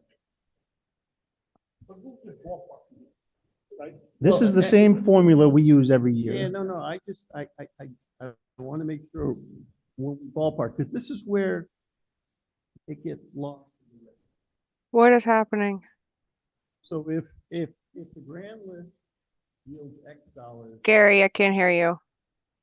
if the grand list yields X dollars at a mill rate of 28.88, and statistically, everybody's property went up 57%, then we should be able to multiply the mill rate times a factor, 1 minus 0.57, and come up with a new mill rate. But that doesn't come up to 18. It's less than 18, if you do that math. So I want to know why.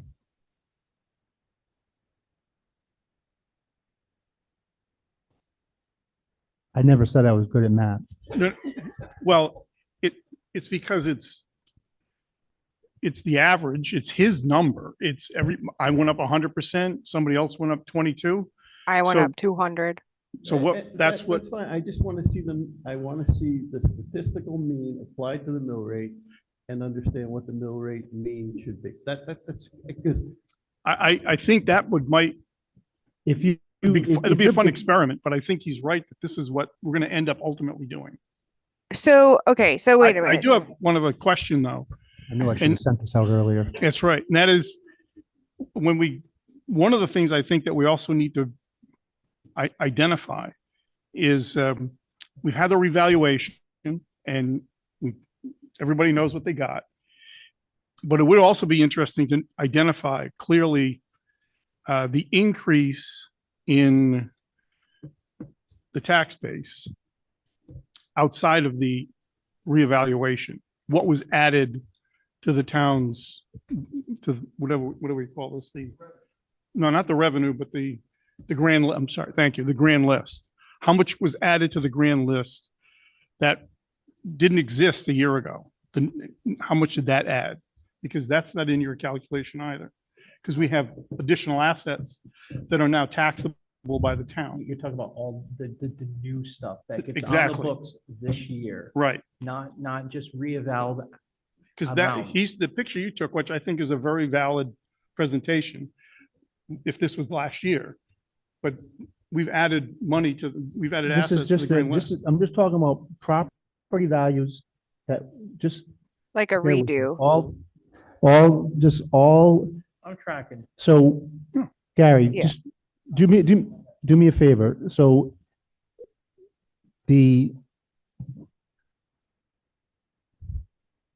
I'm just gonna try to find exactly. So I guess, so in my brain, I feel like why wouldn't it just, and I didn't do the math, but I feel like it would be like a 57% reduction off of where I did we thought so start? too, but 28.8 It doesn't. It doesn't clearly. do that. I thought it was gonna go down to 10. I don't think the mill rate is strictly linear. It's not linear. So Gary, the grand list that I used for last year's assessment was 622, 966, 048. Now I did it two ways. I multiplied that by 0.57, got a number, added that to 622, 966, and I came up with the 982. You can also multiply it by 1.57 and get the same number. Would you agree with that? Yeah, we don't need to get lost in the math right now, but before there's a public presentation on this all needs to tick. This all needs to tick and tie. Okay, wait a minute. And If you take the 20, just take the 28, what the mill rate is what? 28, 28.88. 28.88. Let me just see if I did this right. Yeah, the math works for 5, this. 7. And you divide it by 1.57, you get 18.34. Which is pretty close. That's your mill rate. That's, you were creating a smaller number to apply to a bigger number. And that doesn't, now that's your mill rate. And that's how the math works. Or if you divide 18.49 over 28.8, it's 64%, which is the inverse of 57%. There you My go. way's easier. Okay. That's kind of the way I was going about it. I'm good, thank you. Okay. So in example 2, we would maintain the net grand list at 57% higher than it was last year. Everything else remaining equal, including the expenses. You'd end up with 6,867 left in the black. I have 18.49. Okay. So again, using my house at $300,000 at 28.88 mils, I paid $8,664. And at $471,000, which is 57% higher than the old value, at 18.49 mils is $8,708.79. It went up $50.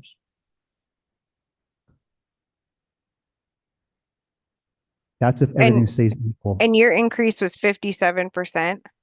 57%. Yeah. Yeah, I think what you're gonna see is when people have the larger swings from the past reevaluations where they may have been either really, really high and they didn't have as big a, like my last about reevaluation, I got whacked really, really good. This one wasn't as high as probably the middle of the road. Yeah. However, if you were lagging behind last time, or you just built a house or whatnot, you could have gotten whacked really, really hard. So those are the two deltas I see where you're gonna see the largest tax increase, or you might be the middle of the road. Yeah, where this you're was not- just my Your example, example. my example only. But I think that's Other where- people, if, you know, if this number right here at A26, if that went up 200%, you know, which I guess in this case would be what, 600,000? Right? Yeah. But there's a lot of factors that go into the reevaluation of commission, how there's. You know, there's if so I many wanted to change that to a 200% increase, your taxes went up $3,000. And I get it. This is a tough pill to swallow. And I'm not here necessarily to say that, you know, some people aren't going to be hit a lot harder than others. You know, and there's opportunities, read the literature about your administrative remedies, whether it be, first of all, going to the valuation company and saying you got this wrong, this wrong, this wrong. Then there's a process in February where you're allowed to appeal to the assessment appeals board. That's not our purview. Our purview is to set the mill rate at the end. I just wanted to kind of give you an example of saying, you know, if your taxes went up 57%, you're not going from 8 to 13. In my case, you went up $50. So Mike, one thing that is going to affect the overall number is going to be the automotive tax. because Harry, I can't hear you. What you say is very important. I want to make sure I hear every word. Get right into it. It was, wow, I've heard of Gary talking, wow. It's gonna be the automotive tax, because the automotive tax has kind of changed over the last, was it year or so ago, where they're kind of, you know, going over a 10-year burn on that.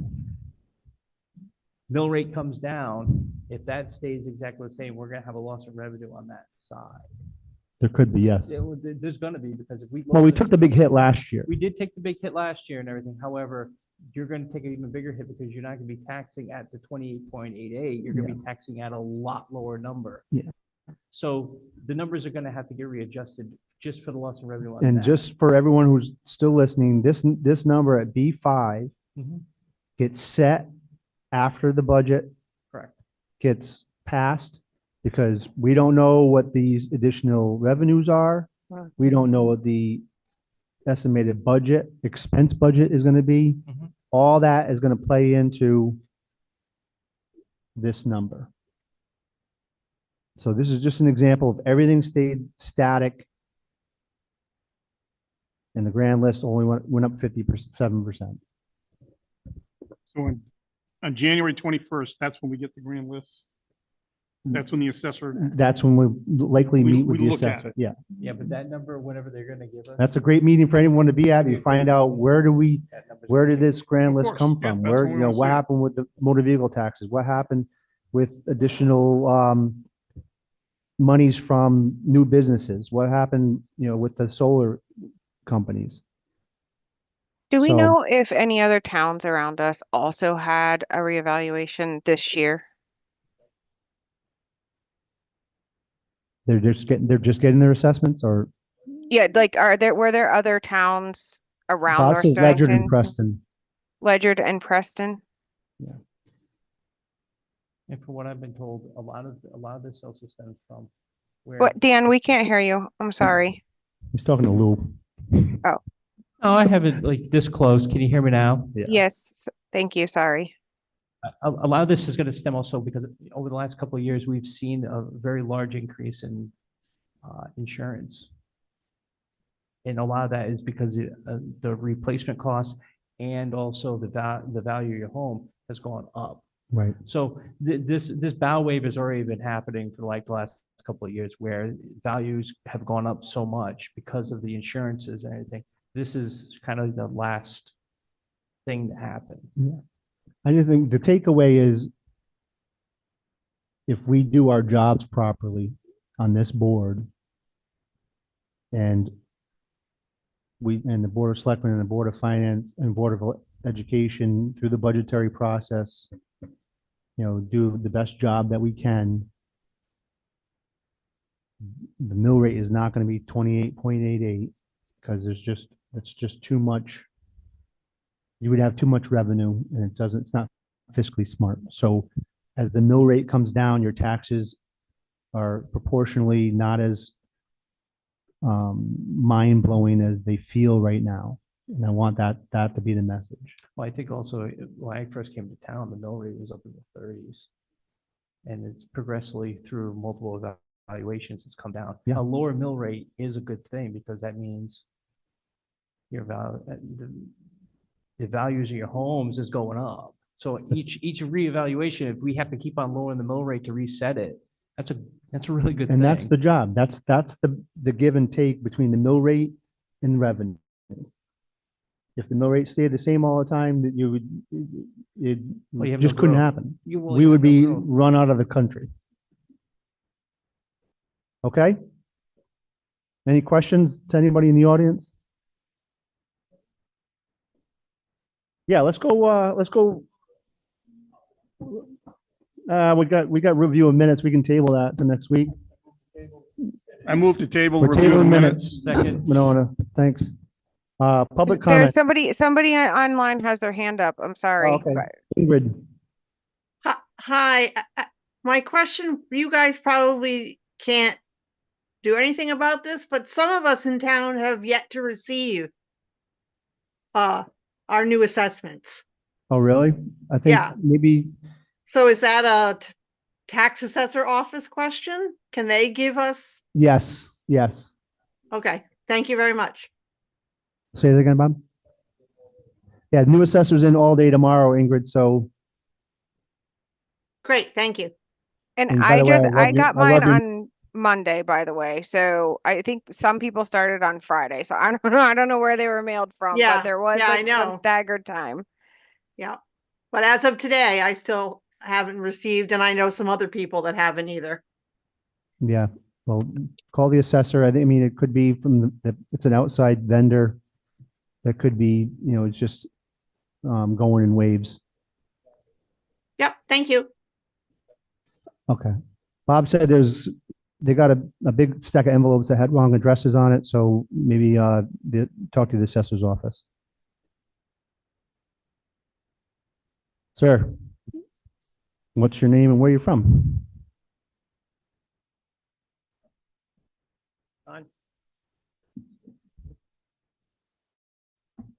They will yell at you. Losing my voice, so I hope they don't yell at me. Name's Martin King. I'm at 196 Boombridge Road. And I want to talk about the transfer of the land funds, even though it's a done deal apparently, unless somebody does something legal. I was around when that was formed. That whole fund was made. And it was designed because some property came up for sale right at the intersection of Main Street by the pizza place. It's like a triangle piece of property. And the town wanted to buy that to preserve it instead of having a house there or commercial building. And that fund was set up for purchase of town land. That's what it was designed for. That's what it was proposed as, town land. What we did with that a few years ago, they tried to give that money to Avalonia at a meeting, and it was just given to them without going through a town meeting. And the people rose up and stopped it. They said it would have to go to a meeting, a referendum, blah, blah, blah. But the whole point of that was that money was meant to buy land for the town's use. There was talk about building another town hall at the time on that property, but they wanted to preserve it for town use. The money wasn't supposed to go to give away to Avalonia.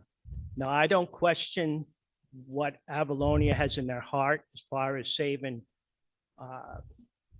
open space, but we have two examples in the town of when I heard them say perpetual Perpetuity. open space, whatever the heck it is, excuse me.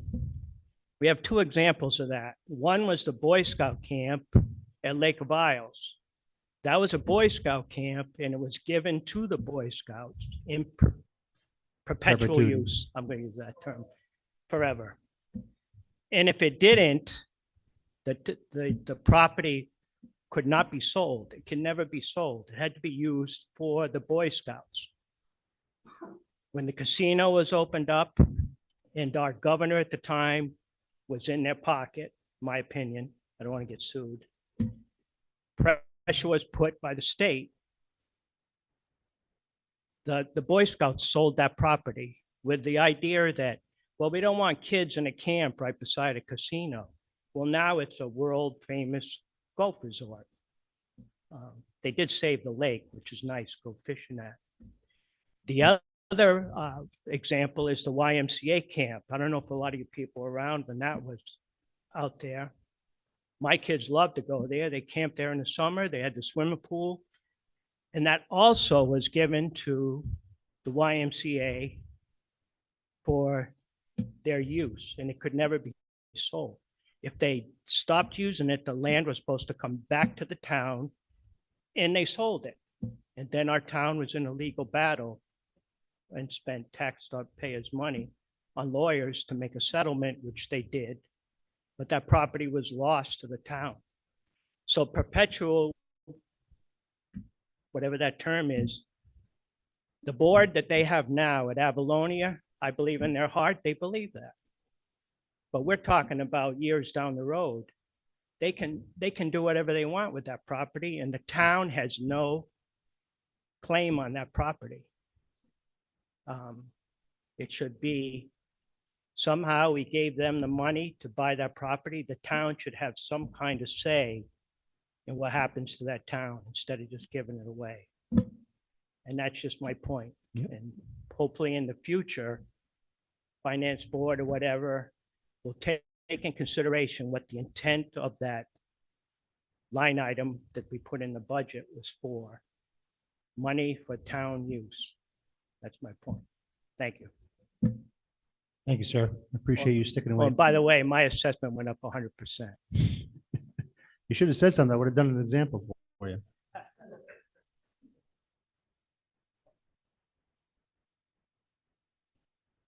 Brian.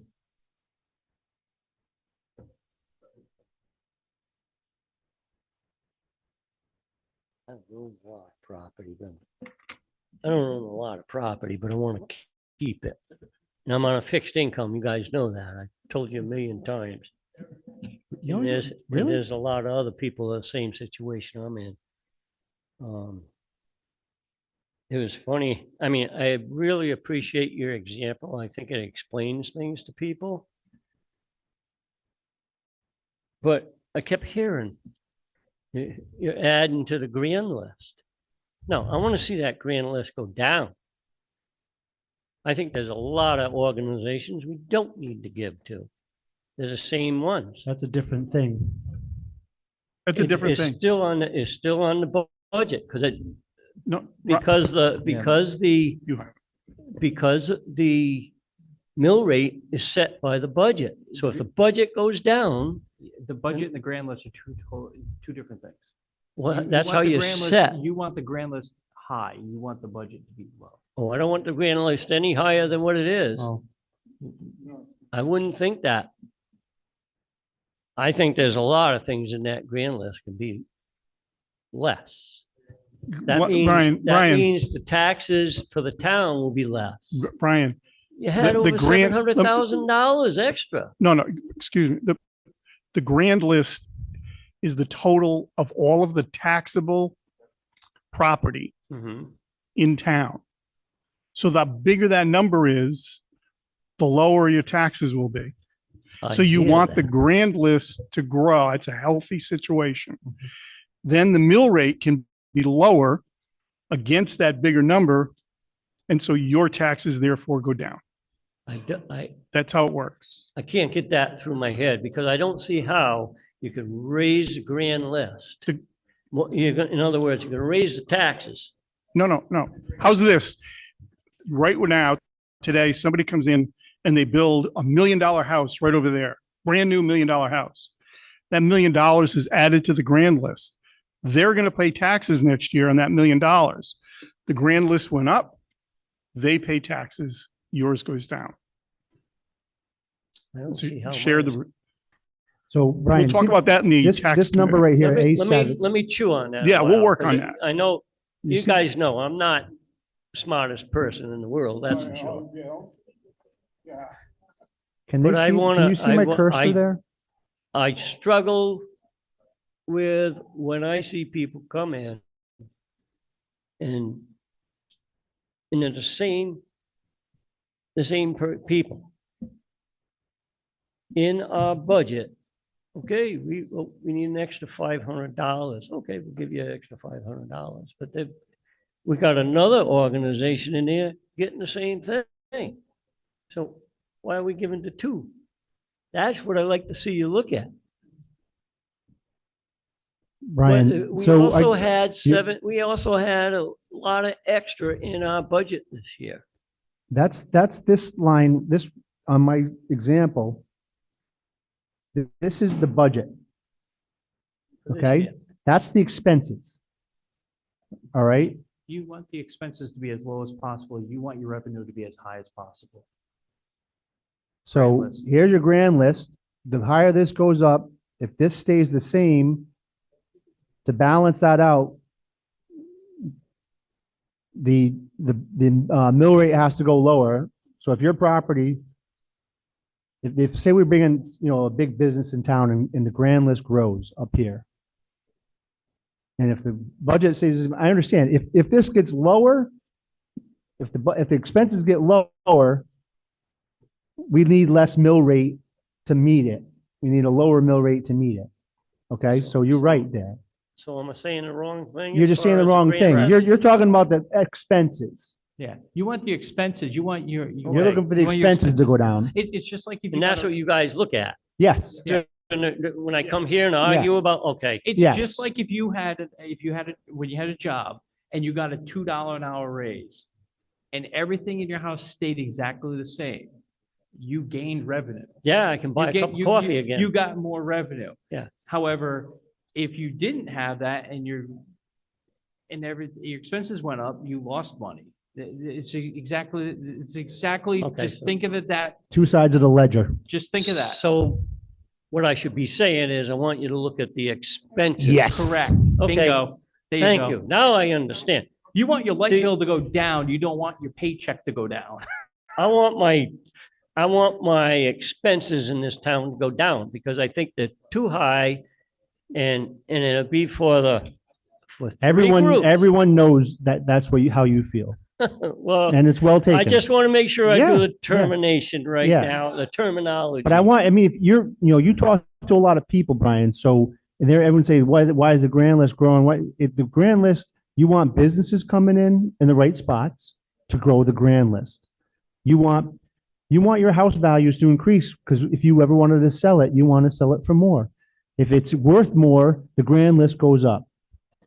The question is, how do we tie that increase in grand list to our expense side?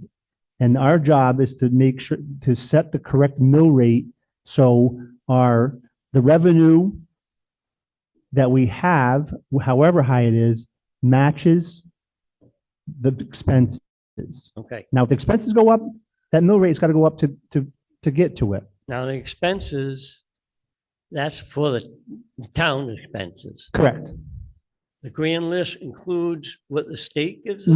No, the grand list is not what the state gives us. What's That's the- all these what's that additional get towns. included in? That's the intergovernmental license fees, fines and charges, other revenue, which is like the interest that we earn on our money that Sean Murphy input, Yep. all that stuff that helps us make money on our money. And then there's also obviously what this 4.23 million, that's what the government gives us. All right. That's the figure I think we gotta look at. Because I don't think our town's gonna get as much as we did before. Well, then we have to rely more on our grand list, which is what our property is. And that's what I'm trying to say, because My this example, new bill my- that came out, Right. My example, Brian, everything stayed the same. So right, oh, I understand when that when these guys get their revenue projections over the course of the budget season, that's going to change. That's why this number it's just an example. All right. So those are all things that we're going to have to look at. if we want to look at the rosy, with rose-colored glasses on it, having your value in your home go up is a good thing. Okay, I keep hearing it. I still, I just want to be able to, don't have to sell my place. That's all. I know. Plus, I You don't, keep on here hammering on the expense side and that you're doing your job. well, I'm worried about, We gotta cut you This off new- though. We gotta cut the meeting. I know I'm gonna have to. You're gonna be here told again my next, 2 next. minutes is in- up. but I No, wanna that's, come you're back in gonna, line. we're gonna clock I- them. I- I We're gonna just- clock them next time. Yes, yes. Brian, Which is we've been fine. here for which is 2 fine, hours, but Brian, you know, it's time to let's, move um, Well, on. I'm just, Do you have a I'm just- salient, a new salient point? I just want to tell you that with this new bill that the governor just signed with HB 8002, our town may be in trouble because they can come and take our land. They can take the land that Avalonia we just gave money to. They can use eminent domain. Yeah. Point of order. That's nothing that we I should be know it's discussing point here of tonight. order, but Well, I'm there's just nothing we should saying be it has to discussing. Do with our taxes. Not that we can say directly. I just think it's a subject we can not deal with tonight. Yeah. All right. The state can come in and eminent domain any property. At any time. I'll bring it up when it comes up. Yep. It'll come up. Thank you. All right, anybody else online? Yes, please. I'm listening to you tonight and as you go through and you consider all these things, you know, I feel like we're feeling a little bit frustrated by some of the ones that haven't gone necessarily the way that we wanted, but I'm just going to encourage you as you process and you continue in your own discussions. If we look at each of these assets at their own and what they are in their own lane, and not because we got burned on one, we're going to go at the other and take that out, because there's value that we can add to our town. And I think that's very much your goal, is to add value to the town and to keep us all financially responsible, because nobody wants to pay more taxes and we'd all like to stay in our homes. So I appreciate the job that you're doing. Just take a breath and know that each of these assets require their own due diligence, and what we say yay or nay to on one may not be the right answer on the other, and they're their own little bubbles. So just keep Yeah. that in mind as you go through your private debates about what you'll do with these things that you discussed tonight. All right, thank you. Motion to adjourn. Second. All in favor? Aye. Aye. 8:17 at 9:17.